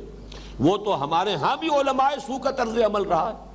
ہیلے بہانوں کے ذریعے سے حرام کو حلال کر لینا، یہ سارے راستے جو ہیں وہ رہے ہیں۔ تو اگر اس درجے میں صرف ہو تو بات سمجھ میں آتی ہے، لیکن یہ کہ اس کو ہمارے تقریباً تمام مفسرین نے اسے کتاب کو اس طریقے سے خاص نہیں کیا ہے صرف احکام اور فتویٰ نویسی کے لیے۔ اس کے حوالے سے جب میں نے غور کیا تو ایک بات کی طرف ذہن منتقل ہوا ہے، واللہ عالم۔ اصل میں یہود کے مذہب میں جو زیادہ اہم کتاب ہے وہ تالمود ہے، اور تورات تو ان کے ہاں بس ایک کتاب مقدس کے درجے میں ہے۔ جیسے ہماری تاریخ میں یہ ہوا ہے کہ بہت جلد قرآن مجید سے توجہ ہٹ گئی تھی. قرآن مجید تو صرف تلاوت کے لیے رہ گیا کہ اس سے حصول ثواب حاصل کرنا ہے، اس کے سوا کچھ نہیں، پڑھو اور ثواب حاصل کرو. جیسا کہ آج بھی مسلمانوں کی عظیم اکثریت کا تو طرز عمل قرآن کے ساتھ یہی ہے، حصول ثواب، ایصال ثواب، بس اس کام کے لیے قرآن مجید جو ہے ایک ذریعہ ہے. باقی یہ کہ اس کا پڑھنا پڑھانا سمجھنا سمجھانا یہ تو کوئی خاص طبقہ ہے علماء کا، یہ ان کے کرنے کا کام ہے، عام لوگوں کا کام ہے ہی نہیں. باقی ساری دلچسپی علماء کو بھی ایک زمانے میں رہ گئی تھی صرف فقہ کے ساتھ. اس کی وجہ یہ تھی کہ چونکہ بہرحال چاہے ملوکیت کا دور آیا چاہے کوئی اور دور آیا، سلاطین کے ادوار تھے، لیکن چونکہ شریعت تو نافذ تھی، قانون تو اسلامی تھا، مفتیوں کے منصب ہوتے تھے، قاضی حضرات ہوتے تھے، وہ فیصلے کرتے تھے. تو ان تمام چیزوں میں وہ افتاء کا منصب ہو یا قضاء کا منصب ہو، وہاں اگر ریفرنس تھا تو فقہ سے تھا، قرآن مجید سے تو کوئی ریفرنس تھا ہی نہیں. بلکہ بہت عرصے تک ہندوستان کی سرزمین خاص طور پر علم حدیث سے بھی بیگانہ رہی ہے. اس لیے کہ یہاں جو اسلام آیا تھا، پہلے جو پہل آیا ہے وہ تو در حقیقت محمد ابن قاسم کے ذریعے سے جب آیا ہے اسلام، وہ اسلام تو تھا دور نبوت سے قریب ترین جو اسلام ہے. اس لیے کہ دور خلافت راشدہ کو ختم ہوئے ابھی صرف کل 50 برس ہوئے تھے. ابھی نہ فرقے تھے، نہ مختلف مکاتب فقہ پیدا ہوئے تھے، نہ کوئی اور کلامی قسم کے اختلافات پیدا ہوئے تھے. امت کی وحدت بھی برقرار تھی، اور دین کا بھی یوں سمجھیے کہ ایک جو اصل دین ہے اجمالاً اس کا نقشہ بھی محفوظ تھا. لیکن وہ اسلام تو بہت تھوڑے عرصے کے لیے رہا. اس کے بعد آپ کو معلوم ہے جب محمد ابن قاسم کو رحمت اللہ علیہ واپس بلا کر شہید کر دیا گیا تو پھر زوال فوراً شروع ہو گیا. اس کے 300 برس بعد جب اسلام آیا ہے ہندوستان میں، وہ شمال مغربی دروں سے آیا ہے. یہ اسلام جو ہے یہ اس وقت آیا ہے جبکہ دولت بنو عباس ختم ہو رہی تھی. 1206 میں آپ کو معلوم ہے کہ دہلی میں مسلمانوں کی حکومت قائم ہوئی، اور 1258 میں فال آف بغداد کا واقعہ پیش آیا ہے، جبکہ آخری خلیفہ جو بنو عباس کے تھے مستعصم باللہ، انہیں محل سے نکال کر اور گھوڑوں کے سموں تلے کچل دیا گیا. تو یہ دور جو ہے جو ہارٹ آف اسلام ہے، اس میں سمجھیے کہ زوال انتہا کو پہنچا ہوا تھا جبکہ اس بر عظیم پاک و ہند کے اندر اسلام کی حکومت آئی ہے، مسلمانوں کی حکومت آئی. یہ اسلام جو آیا ہے یہ خالص سنی حنفی اسلام، جس میں تصوف بھی ایک لازمی عنصر کی حیثیت سے موجود تھا. یہ دو اس کے وصف ایسے ہیں. یہ تو خیر اللہ کا شکر ہے کہ شیعت کا کوئی حصہ اس اسلام میں نہیں تھا، وہ تو بہت بعد میں، یوں سمجھیے کہ تقریباً 300 برس بعد آیا یہاں پہ شیعت نے قدم رکھا ہے. وہ تو جب شیر شاہ سوری نے شکست دی ہے ہمایوں کو، اور ہمایوں جان بچا کر بھاگ کر گیا ہے ایران، اور وہاں سے پھر ایرانی مدد لے کر آیا ہے. ان کے ساتھ قزل باش آئے ہیں، یہ جو آپ کے ٹھوکر نیاز بیگ پر بیٹھے ہوئے قزل باش، یہ ہمایوں کے ساتھ آئے ہوئے ہیں وہ لوگ کہ جنہوں نے پھر دوبارہ ہمایوں کو تخت حاصل کرنے میں مدد کی تھی. اسی لیے اس کے بعد ہندوستان میں شیعت کا اور اہل تشیع کا جو ہے وہ زور بڑھتا چلا گیا. اس سے پہلے یہاں شیعت نہیں تھی، سنی اسلام. لیکن سنی اسلام کے دو وصف، خالص حنفی فقہ اور تصوف، یہ دونوں اس کے لازمی اجزاء تھے. لہذا اب یہاں پر حکومت کا سارا دھندا جو ہے وہ فقہ کے مطابق چلتا تھا. فقہ حنفی، ایک شخص فقہ حنفی کو جانتا ہے وہ مفتی بھی ہو سکتا ہے اور وہ قاضی بھی ہو سکتا ہے، سارے اعلیٰ مناصب تک وہ پہنچ سکتا ہے. لہذا سنت یعنی حدیث کو پڑھنے کی کوئی خاص ضرورت نہیں، اور قرآن مجید بس یہ کہ تلاوت کیجئے اور اس سے ثواب حاصل کر لیجیے. یہی معاملہ جو ہے رہا ہے مسلمانوں کا ہندوستان کے اندر. اس حوالے سے پھر جب دوبارہ شروع ہوا ہے شاہ ولی اللہ دہلوی رحمۃ اللہ علیہ کے زمانے سے پھر قرآن مجید کی طرف ترغیب، اس کی پوری داستان جو ہے میں نے لکھی ہوئی ہے، جو میری وہ کتاب ہے دعوت رجل القرآن کا منظر اور پس منظر، کہ حضرت شاہ ولی اللہ دہلوی رحمۃ اللہ علیہ سے پھر در حقیقت اس کا آغاز ہوا ہے. ورنہ قرآن کو جاننے والے لوگ یہاں نہیں تھے، بس فقہ سے سارا سروکار تھا. تو منہ، اب یہ ظاہر بات ہے کہ جو یہود کا معاملہ ہے وہ یہ ہے کہ تورات ان کے ہاں بس کتاب مقدس کی حیثیت سے رہ گئی تھی. یوں سمجھیے کہ اس کے کئی سو برس بعد پھر ان کے علماء نے اپنے فتووں کو مرتب کیا ہے اور تفصیلی جو نظام بنایا ہے اپنا فقہی نظام، وہ تالمود ہے. اور دو تالمودیں ہیں کہ جو دنیا میں مرتب کی گئی، ایک بیبیلونین تالمود ہے اور ایک پیلسٹینین تالمود ہے. یہ دو تالمود، اور یہ ان کی اصل کتاب ہے. اب در حقیقت تالمود عبرانی میں کہتے ہیں لرننگ کو یا اسٹڈی کو، اور اسی سے میں نے ذہن میرا منتقل ہوا ہے کہ عربی زبان کا لفظ تلمیذ معلوم ہوتا ہے کہ چونکہ عبرانی اور عربی زبانیں، یا تو یہ کہ یہ یعنی میرے نزدیک تو یہ بھی امکان ہے کہ عربی زبان کو ہم عبرانی کی بیٹی قرار دیں، یا یہ کہ کسی ایک کامن لینگویج سے یہ دونوں زبانیں نکلی ہیں، دونوں بیٹیاں ہیں کسی اور زبان کی، واللہ عالم۔ تو قرب جو ہے بہت ہے، تلمیذ، تلمود در حقیقت پڑھنا سیکھنا۔ تو جب انہوں نے اپنے فتووں کو مرتب کیا، لمبا چوڑا نظام بنایا، پورا قانون بنایا، ان کی رسومات بڑی تفصیل سے مرتب کی گئی، اس تالمود کو اصل میں ان کے دین کی جڑ اور بنیاد ہونے کی حیثیت حاصل ہے، تورات کو نہیں۔ اس اعتبار سے اگر یہاں اس آیت مبارکہ میں ہم کتاب سے مراد تالمود لیں تو پھر بات پوری طرح سمجھ میں آ جاتی ہے۔ ظاہر بات ہے تالمود کو وہ بھی نہیں مانتے کہ وہ اللہ کی طرف سے ہے یا اللہ کی نازل کردہ ہے، بلکہ وہ بھی تسلیم کرتے ہیں کہ ہمارے ہاں کے اہل علم اور جو بڑے خدا رسیدہ تھے اور بڑے اللہ والے تھے انہوں نے یہ ساری چیزیں مرتب کی ہیں، تو اس پر میں سمجھتا ہوں کہ اس کا اطلاق ہو سکتا ہے، اور اسی میں پھر مولانا اصلاحی صاحب کی جو تعویل ہے وہ بھی انکارپوریٹ ہو جاتی ہے، اس لیے کہ وہ فتوے جو فتویٰ فروشی کے انداز میں دیے گئے وہ بھی ظاہر بات ہے کہ اسی میں انکارپوریٹ ہو گئے ہیں، اور اس طریقے سے ان کا جو اصل یوں سمجھیے کہ ان کی سند ہے دین کے اندر، اصل جو حجت ہے دین میں، وہ کتاب ہے جس کے بارے میں قرآن مجید کی ڈسکرپشن بالکل صحیح ہے، فَوَيْلٌ لِّلَّذِينَ يَكْتُبُونَ الْكِتَابَ بِأَيْدِيهِمْ، یہ تو ان کے اپنے ہاتھوں کی لکھی ہوئی کتاب ہے، ثُمَّ يَقُولُونَ هَذَا مِنْ عِنْدِ اللَّهِ، لیکن ظاہر بات ہے کہ وہ اسے منسوب کر رہے ہیں اس معنی میں کہ بہرحال اسی دین کی ہم نے تشریح کی ہے، وہیں سے اس کا استنباط کیا ہے، در حقیقت اسی تورات پر یہ مبنی ہے، تو عوام کے سامنے وہ بات بھی بالکل گویا کہ منزل من اللہ کے درجے میں پیش کی جا رہی ہے، لِيَشْتَرُوا بِهِ ثَمَنًا قَلِيلًا، تاکہ اس کے ذریعے سے اپنے دنیاوی مفادات اور دنیاوی مقاصد کی تکمیل کریں، اور جو بڑی سے بڑی قیمت بھی دنیا میں مل سکتی ہے ظاہر بات ہے کہ وہ حقیقت کے اعتبار سے اور آخرت کے اعتبار سے وہ ثمن قلیل کے درجے میں ہے۔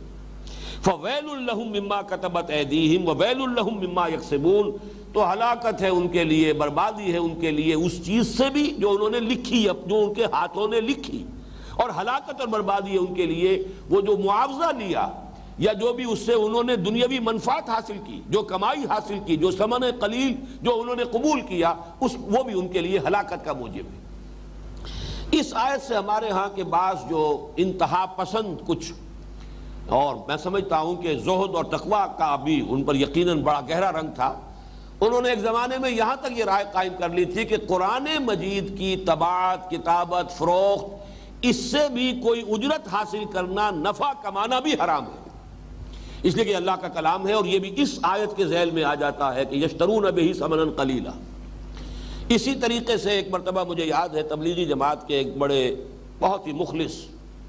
کبھی ہوا کرتے تھے تحصیلدار پارٹیشن سے پہلے، لیکن وہ سب اپنی ملازمت چھوڑ کر ہمہ وقت لگ گئے تھے، بہت نیک آدمی تھے، بہت مخلص، لیکن یہ کہ انتہا پسندی جو ہے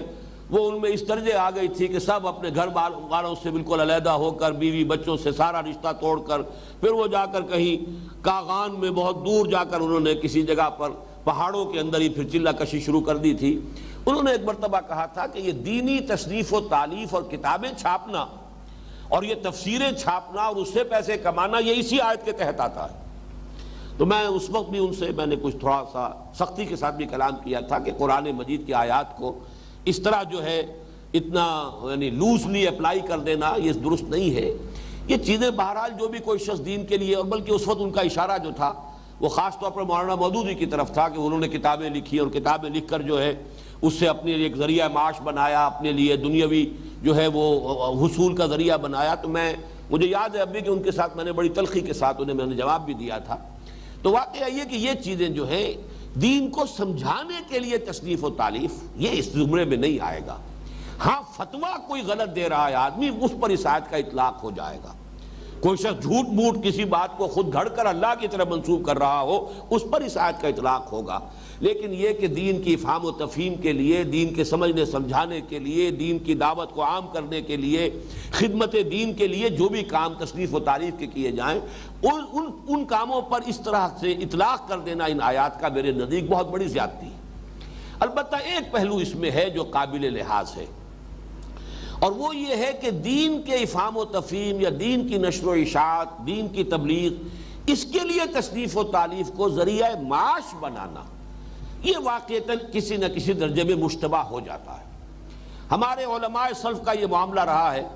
کہ انہوں نے کبھی اپنی اس طرح کی چیزوں کا کوئی کاپی رائٹ نہیں رکھا۔ مولانا اشرف علی تھانوی اس دور میں بھی، حالانکہ ان کی تصانیف جو ہے بے شمار تصانیف، کسی کا کوئی کاپی رائٹ نہیں ہے، کسی کا کوئی حق محفوظ نہیں ہے، جو چاہے چھاپے۔ ایک یہ ہے کہ آپ کسی ادارے کے ساتھ وابستہ ہیں، جو بھی آپ کام کر رہے ہیں وہ اس ادارے کی ملکیت ہے، وہ ادارہ جو ہے وہ آپ کو کوئی گزارا الاؤنس دے رہا ہے یا آپ کی جو بھی معاشی ضروریات پوری کر رہا ہے، یہ ایک بالکل مختلف شے ہو جائے گی۔ لیکن اپنی تصانیف کا کو حق طباعت محفوظ رکھ کر اور حق اشاعت محفوظ رکھ کر اس کی رائلٹیز کا نظام چلانا، اور پھر یہ کہ وہ وراثتاً بھی منتقل ہو، یہ واقعتاً ایک مشتبہ چیز ضرور ہے۔ اور میں یہ کہ بہرحال اس آیت کا اطلاق تو اس پر میرے نزدیک صحیح نہیں ہوگا، لیکن یہ کہ ان آیات کا اطلاق ہو جائے گا کہ ہر داعی دین کی طرف سے ہر رسول کا یہ قول قرآن مجید میں نقل ہوا ہے، وَمَا أَسْأَلُكُمْ عَلَيْهِ مِنْ أَجْرٍ إِنْ أَجْرِيَ إِلَّا عَلَىٰ رَبِّ الْعَالَمِينَ۔ یہ دعوت و تبلیغ، یہ جو خدمت میں سر انجام دے رہا ہوں، میں اس پر تم سے کسی اجر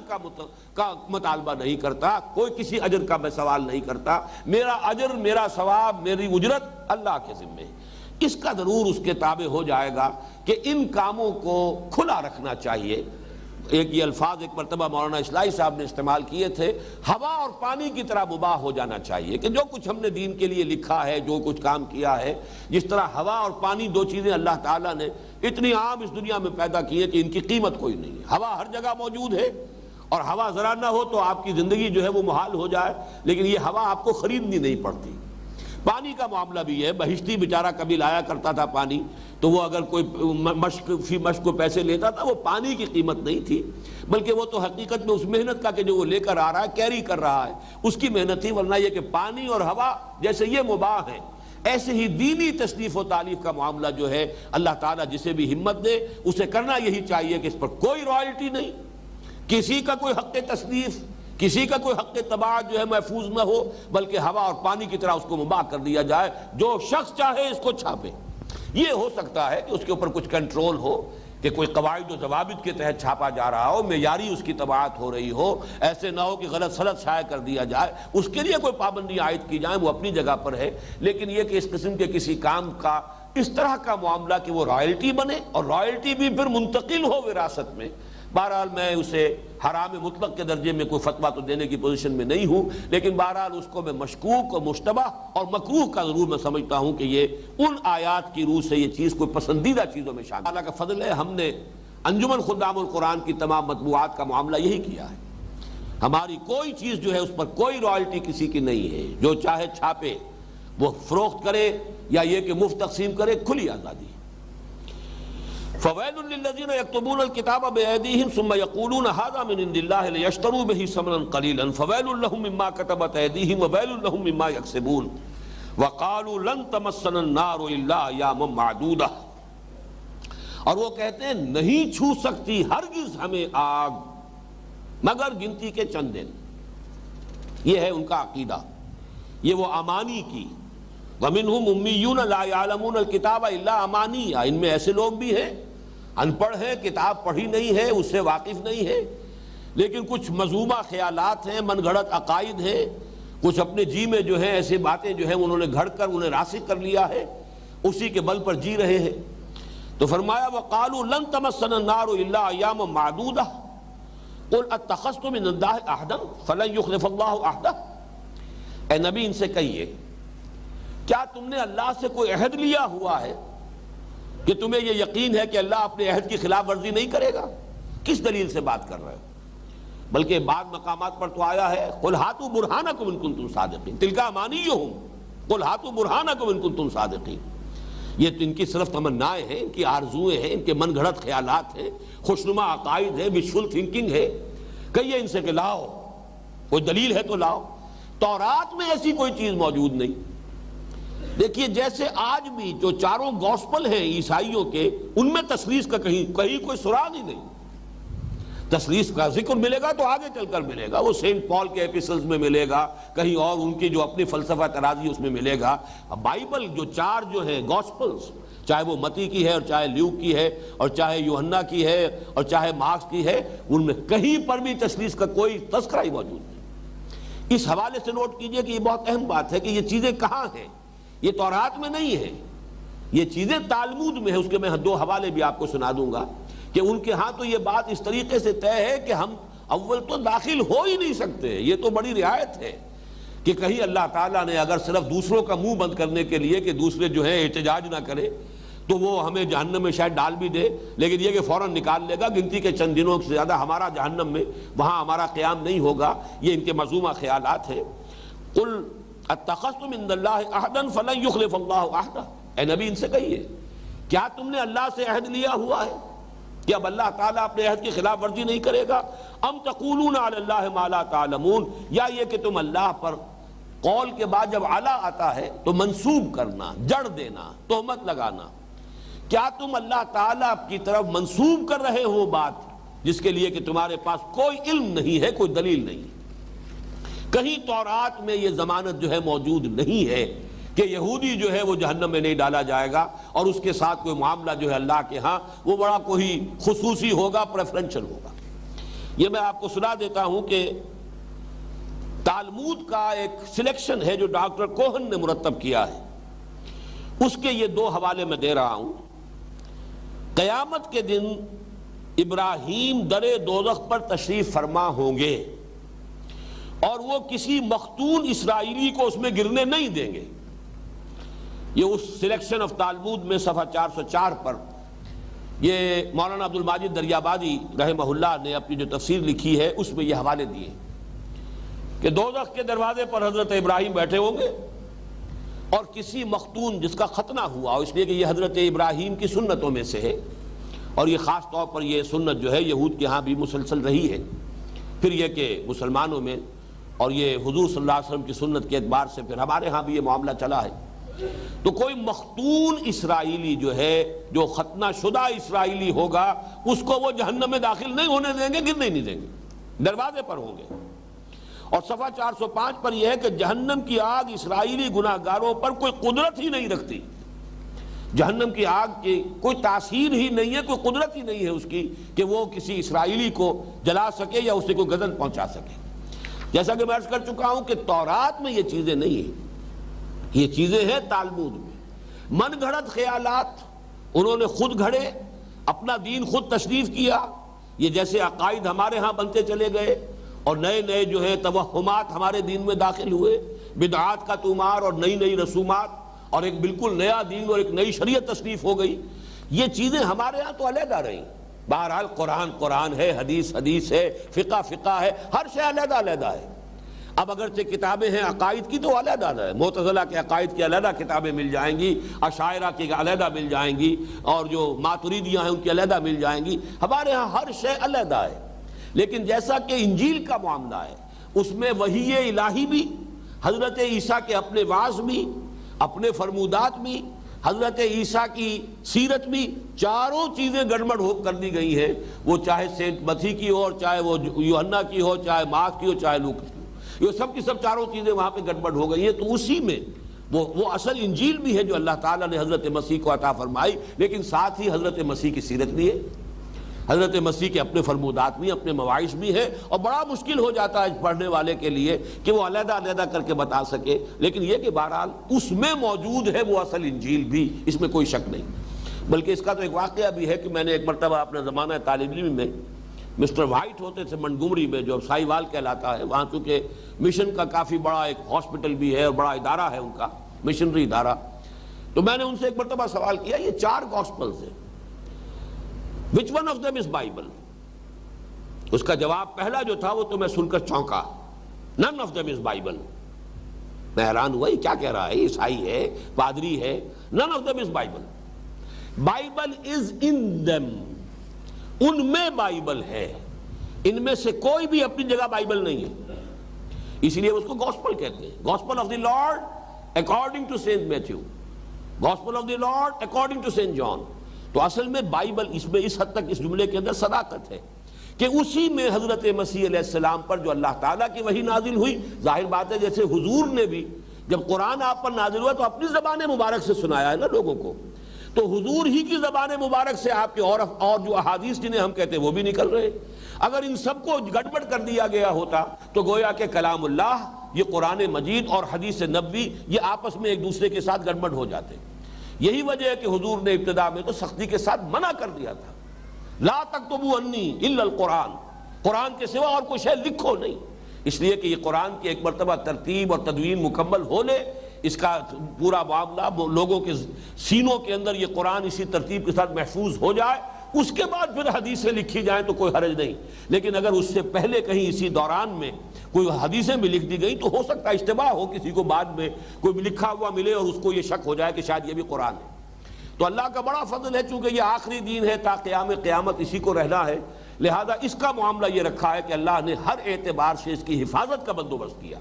قرآن علیحدہ ہے، حدیث علیحدہ ہے، سیرت علیحدہ ہے، اور پھر اس کے بعد ہمارے ہاں فقہ کی کتابیں ہیں، مختلف جو بھی فقہاء ہیں وہ ان کے اپنے علیحدہ علیحدہ جو سلسلے ہیں فقہی مسالک کے، ان کی اپنی ہیں، عقائد کی کتابیں علیحدہ ہیں، ہر چیز۔ لیکن یہودیوں کے ہاں یہ تمام چیزیں تالمود میں آ کر انہوں نے گویا کہ ایک ہی کتاب کی شکل اختیار کر لی۔ وَقَالُوا لَن تَمَسَّنَا النَّارُ إِلَّا أَيَّامًا مَّعْدُودَةً قُلْ أَتَّخَذْتُمْ عِندَ اللَّهِ عَهْدًا فَلَن يُخْلِفَ اللَّهُ عَهْدَهُ أَمْ تَقُولُونَ عَلَى اللَّهِ مَا لَا تَعْلَمُونَ۔ اس میں یہ ایک اشکال ہوا ہے، خود یہودیوں کی مختلف روایات اس میں آتی ہیں، ان کا کچھ لوگوں کا کہنا یہ کہ 40 دن ہمارا کوئی بھی اسرائیلی جہنم میں ڈالا گیا تو میکسیمم 40 دن تک رہے گا۔ کیوں کہ 40 دن تک ان کے کچھ لوگوں نے بچھڑے کی پرستش کی تھی، اس کے حوالے سے وہ کہتے ہیں کہ ہمارے لیے اگر کوئی امکان ہے کہ کوئی یہودی جو ہے وہ آگ میں ڈالا جائے تو میکسیمم 40 دن۔ بعض لوگوں کے نزدیک وہ مقدار جو ہے وہ 7 دن ہے، بعض نے اس سے زیادہ بھی کہا ہے، لیکن میرے نزدیک قرآن مجید سے جب ہم دیکھیں گے تو القرآن یفسر بعضہ بعضا، اور وہ اصول یہاں بھی پوری طریقے سے اپلیکیبل ہے کہ اہم مضامین قرآن مجید میں کم سے کم 2 جگہ ضرور آتے ہیں۔ یہ سورہ بنی اسرائیل کے اندر سورہ آل عمران میں یہ آیت موجود ہے، أَلَمْ تَرَ إِلَى الَّذِينَ أُوتُوا نَصِيبًا مِنَ الْكِتَابِ يُدْعَوْنَ إِلَى كِتَابِ اللَّهِ لِيَحْكُمَ بَيْنَهُمْ ثُمَّ يَتَوَلَّى فَرِيقٌ مِّنْهُمْ وَهُمْ مُعْرِضُونَ ذَلِكَ بِأَنَّهُمْ قَالُوا لَن تَمَسَّنَا النَّارُ إِلَّا أَيَّامًا مَّعْدُودَاتٍ وَغَرَّهُمْ فِي دِينِهِم مَّا كَانُوا يَفْتَرُونَ۔ کیا تم نے دیکھا نہیں ان لوگوں کو جنہیں کتاب کا ایک حصہ دیا گیا تھا، اور ان کو جب اللہ کی کتاب کی طرف بلایا جاتا ہے تاکہ وہ ان کے مابین فیصلہ کرے تو ان میں سے ایک گروہ جو ہے پیٹھ موڑ لیتا ہے، اعراض کرتا ہے۔ یہ اللہ کی کتاب سے اعراض کیوں کرتے ہیں، اس کا سبب کیا ہے، ان کی اس بے عملی کی اصل توجیہ کیا ہے، اس کی وجہ کیا ہے؟ ذَلِكَ بِأَنَّهُمْ قَالُوا لَن تَمَسَّنَا النَّارُ إِلَّا أَيَّامًا مَّعْدُودَاتٍ۔ یہ اس لیے ہے کہ انہوں نے یہ خیال گھڑ لیا ہے، یہ مذمومہ خیال، ان کی یہ تمنا، ان کی یہ آرزو عقیدے کی شکل اختیار کر گئی ہے کہ ہمیں نہیں چھو سکتی آگ مگر گنتی کے چند دن۔ وَغَرَّهُمْ فِي دِينِهِمْ مَا كَانُوا يَفْتَرُونَ، اور یہ جو افطرا انہوں نے کیا، یہ جو من گھڑت خیال عقیدے کی شکل میں انہوں نے اختیار کر لیا، اسی نے ان کو دین کے معاملے میں دھوکے میں ڈال دیا۔ ظاہر بات ہے کہ اس کے بعد آدمی جو ہے ڈھیلا ہو ہی جائے گا، جب جہنم میں داخلہ اول تو ہے نہیں، اور ہے تو چند دن کے لیے ہے تو کوئی بات نہیں، حرام خوری کرو، دو دھوکہ لوگوں کو، حلال سے حرام سے جہاں سے چاہو کماؤ، عیش کرو، بہرحال پکڑ تو ہے نہیں۔ جہنم میں تو جھونکے نہیں جا سکتے، جہنم کی آگ کو ہمارے اوپر کوئی قدرت حاصل ہی نہیں۔ حضرت ابراہیم دروازے پر بیٹھے ہوں گے اور وہیں سے وہ ہمیں بچا لیں گے، اور پھر یہ کہ اگر ہو بھی گیا بالفرض بالفرض بالفرض تو گنتی کے چند دن۔ یہ آیت میں نے آپ کو اس لیے یہاں سنائی ہے کہ یہاں معدودہ کی بجائے معدودات کا لفظ آیا ہے، اور معدودات جو ہے یہ جمع قلت کہلاتی ہے، یہ 9 سے زیادہ پر اس کا اطلاق نہیں ہو سکتا۔ یہی ایام معدودات یہ 23ویں رکوع میں سورہ بقرہ میں بھی آئے گا کہ جو شروع میں روزے فرض کیے گئے تھے، ابتدائی 3 روزے ہر مہینے میں، وہ معدودات کا لفظ آیا تھا۔ یا پھر یہ ہے کہ جو منا میں قیام ہے، ایام معدودات، وہ بھی معدودات، 2 یا 3 دن کا قیام ہے منا میں، تو اس لیے یہ لفظ جو ہے نوٹ کر لیجئے کہ 7 دن والی روایت جو ہے یہود کی، قرآن مجید گویا کہ اس کی تصدیق کر رہا ہے کہ ان کے عقائد میں یہ ہے کہ ہمیں اگر ہم میں سے کسی کو اگر جہنم میں بالفرض جھونک بھی دیا گیا تو زیادہ سے زیادہ 7 دن تک وہ اس کا قیام جہنم میں رہے گا، پھر اسے نکال لیا جائے گا۔ اب آ رہی ہے وہ آیت جو میں نے عرض کیا تھا کہ اس پوری بحث پر جو کلائمیکس ہے اس کا، اور جو کہ یوں سمجھیے کہ لب لباب ہے یونیورسل ٹروتھ، بلا کیوں نہیں، من کسب سیئۃ، جس کسی نے بھی کمائی، اب کسبہ کا لفظ آ رہا ہے، جان بوجھ کر، کمانے کا لفظ آ رہا ہے، جان بوجھ کر کمائی، سیئتن ایک بدی. سیئتن جو ہے نکرہ ہے، سیئتن عربی زبان میں نکرہ ایک کے لیے بھی آتا ہے، کوئی بدی یا ایک بدی. کتابن ایک کتاب، الکتاب معین کتاب ہو جائے گی. تو یہاں پر نکرہ ایک بدی، اور لیکن ساتھ ہی نکرہ جو ہے تنکیر تفخیم کے لیے بھی آتا ہے. جو عام بدی نہیں ہوگی، چھوٹا گناہ نہیں، گناہ صغیرہ نہیں، کبیرہ. جس کسی شخص نے جان بوجھ کر ایک کبیرہ گناہ کمایا، وَأَحَاطَتْ بِهِ خَطِيئَتُهُ، اور پھر اس کی خطا نے اس کا احاطہ کر لیا، اس کو گھیر لیا چاروں طرف سے، فَأُولَٰئِكَ أَصْحَابُ النَّارِ، تو وہ جہنمی ہوں گے، ہم فیہا خالدون، اس میں ہمیشہ ہمیش رہیں گے، کسی کے لیے کوئی ضمانت نہیں ہے کہ وہ نکال لیا جائے گا. یہ آیت جو ہے، یہ چونکہ اب وقت بہت کم رہ گیا ہے، میں اس پہ گفتگو جو ہے انشاءاللہ تعالیٰ پھر اگلے ہفتے کو کر سکوں گا، اس کا حق ادا نہیں ہو سکتا. لیکن اس آیت کو نوٹ کر لیجئے کہ یہاں اصل زور دینا مقصود ہے کہ تم تو کہتے ہو کہ کوئی بھی گناہ تمہارے لیے خلود فی النار کا جو ہے وہ سبب نہیں بن سکتا. اللہ کا جو ابدی قانون ہے، جو غیر متبدل ہے، اس میں تبدیلی کا کوئی امکان نہیں، جو سب کے لیے تھا، جو کہ چاہے وہ یہود کے زمانے میں، جب تک کہ یہودی مذہب ہی اللہ کا آفیشل دین تھا، جب تک کہ حضرت مسیح کی بعثت نہیں ہو گئی، پھر جب تک کہ حضرت مسیح کے بعد حضور کی بعثت نہیں ہوئی، تو یہی جو دین ہے حضرت مسیح علیہ السلام جس کی تلقین کر گئے، وہی در حقیقت دین خدا بندی ہے. اب محمد الرسول اللہ صلی اللہ علیہ وسلم کے بعد، آپ کی بعثت کے بعد یہ دین اسلام ہے. ان الدین عند اللہ الاسلام، اور یہ کہ من یبتغی غیر الاسلام دینا فلن یقبل منہ. ان میں یہ ہے کہ اصل شے جو ہے وہ انسان کا ایمان اور عمل ہے، اور کسی شخص نے ایک گناہ بھی جان بوجھ کر کمایا، اور پھر یہ کہ اس پر دوام ہے، اس پر مداومت ہے، اور اس کا اوپر انسان جو ہے اس طرح عمل کرتا چلا جا رہا ہے، اس کے اثرات ہیں جو انسان پر مترتب ہوتے ہیں، اس کی روح پر، جیسے کہ حدیث میں آتا ہے، حضور نے فرمایا انسان گناہ کرتا ہے، دل پر ایک سیاہ داغ پڑتا ہے، توبہ کرتا ہے تو وہ دھل جاتا ہے، توبہ نہیں کرتا پھر گناہ کرتا ہے، پھر ایک داغ پڑتا ہے، پھر گناہ کرتا ہے، پھر ایک داغ پڑتا ہے، آخر میں پورا دل سیاہ ہو کر اس طرح بند ہو جاتا ہے. حضور نے مٹھی بند کی اور اس کے بعد اس پر مہر لگا دی جاتی ہے، مل طبع اللہ علی قلوبہم. اب اللہ تعالیٰ کی طرف سے ختم قلوب یا طبع قلوب کا آخری عمل ہو جاتا ہے، اب اس میں کسی خیر کے داخل ہونے کا کوئی امکان نہیں. یہ در حقیقت حشر ہوتا ہے دنیا میں انسان کے کسی ایک گناہ پر مداومت سے بھی، گناہ بڑا ہو چھوٹا نہیں.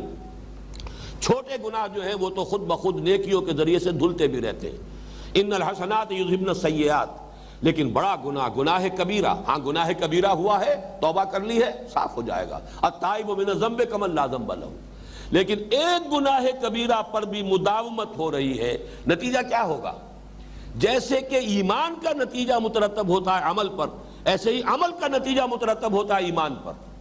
اگر اندر ایمان ہے، عمل پر اس کا اثر پڑے گا. عمل غلط ہے، ایمان پر وہ اس کا اثر پڑے گا. چنانچہ علماء کے نزدیک، ہمارے ہاں علماء اگرچہ اس آیت کی تعویل میں ہمارے علماء نے بعض ایسی شکلیں اختیار کی ہیں، اس قسم کی آیات قرآن مجید کی، جس کی مثالیں میں اگلے درس میں انشاءاللہ دوں گا، جس سے ان آیات کی تاثیر ختم ہو جاتی ہے. ان آیات کو پڑھ کر انسان کو لرز جانا چاہیے. جیسے کہ حدیث نبوی جب آتی ہے، واللہ لا یؤمنو واللہ لا یؤمنو واللہ لا یؤمنو، تو صحابہ لرز گئے، کانپ گئے. خدا کی قسم وہ شخص مومن نہیں ہے، خدا کی قسم وہ شخص مومن نہیں ہے، خدا کی قسم وہ شخص مومن نہیں ہے. بڑے ڈرتے ڈرتے پوچھا ہوگا، قیل من یا رسول اللہ، حضور کون؟ فرمایا الذی لا یامن جارہ بوائقہ، وہ شخص کہ جس کی ایذا رسانی سے اس کا پڑوسی امن میں نہیں ہے. اب ظاہر بات ہے یہ اسلوب حضور نے کس لیے اختیار کیا؟ تاکہ لوگ کانپ جائیں، لوگ سوچیں، ہر شخص اپنا جائزہ لے، میرا طرز عمل کیا ہے، میں اپنے پڑوسی کو تکلیف تو نہیں دے رہا ہوں، میں اس کے لیے اذیت کا موجب تو نہیں بن رہا ہوں. مقصد تو یہ ہے. لیکن اگر ترجمہ کر دیا جائے خدا کی قسم اس کا ایمان کامل نہیں ہے، خدا کی قسم اس کا ایمان کامل نہیں ہے، خدا کی قسم اس کا ایمان کامل نہیں ہے، لفظ کامل کے ایڈ کرنے کے بعد وہ ساری تاثیر ختم ہو گئی. کامل ایمان کس کا ہوگا؟ کمال ایمان کس کو نصیب ہوگا؟ کمال ایمان. تو چلیے اگر وہ درجہ مجھے نہیں بھی ہے تو کون سی بڑی بات ہے، تھوڑا بہت ایمان بھی ہو جائے ہمارے پاس تو بڑی کامیابی ہے، بڑی اللہ تعالیٰ کے ہاں کامیابی کی ضمانت ہے. لہذا وہ ساری تاثیر ختم ہو گئی. تو اصل میں جو اس کا حل ہے علماء یہ کیوں کرتے ہیں؟ اس لیے کرتے ہیں کہ مغالطہ اگر دوسری طرف ہو جائے گا تو وہ پھر خواری تک چلا جاتا ہے، کہ انسان اس نتیجے پر جو ہے غلط نتیجے تک پہنچ جاتا ہے کہ گویا کہ ایک شخص نے گناہ کبیرہ کیا تو کافر ہو گیا، کافر ہو گیا تو مرتد ہو گیا، مرتد ہو گیا تو واجب القتل ہو گیا۔ یہ دو انتہائیں ہیں جن کے مابین عدل کی راہ تلاش کرنے کی ضرورت ہے۔ میں اپنے خطبات ایمان میں اس پر تفصیل سے گفتگو کر چکا ہوں، لیکن یہ کہ چونکہ یہاں یہ آیت آئی ہے تو میں چاہتا ہوں کہ اس کا حق جو ہے وہ اگلے درس میں انشاءاللہ تعالیٰ پوری تفصیل کے ساتھ اس سلسلہ درس میں بھی اس کا حق ادا کرنے کی کوشش کروں، اس لیے کہ یہ قرآن مجید کی اہم ترین آیات میں سے یہ پوری بحث آ کر کنکلوڈ یہاں ہو رہی ہے۔ بلا من کسب سیئۃ واحاطت بہ خطیئتہ فاولئک اصحاب النار هم فیہا خالدون۔ کیوں نہیں؟ جس شخص نے کمائی ایک بڑی برائی، جان بوجھ کر ایک گناہ کبیرہ کا ارتکاب کیا اور پھر اس پر مداومت ہوئی،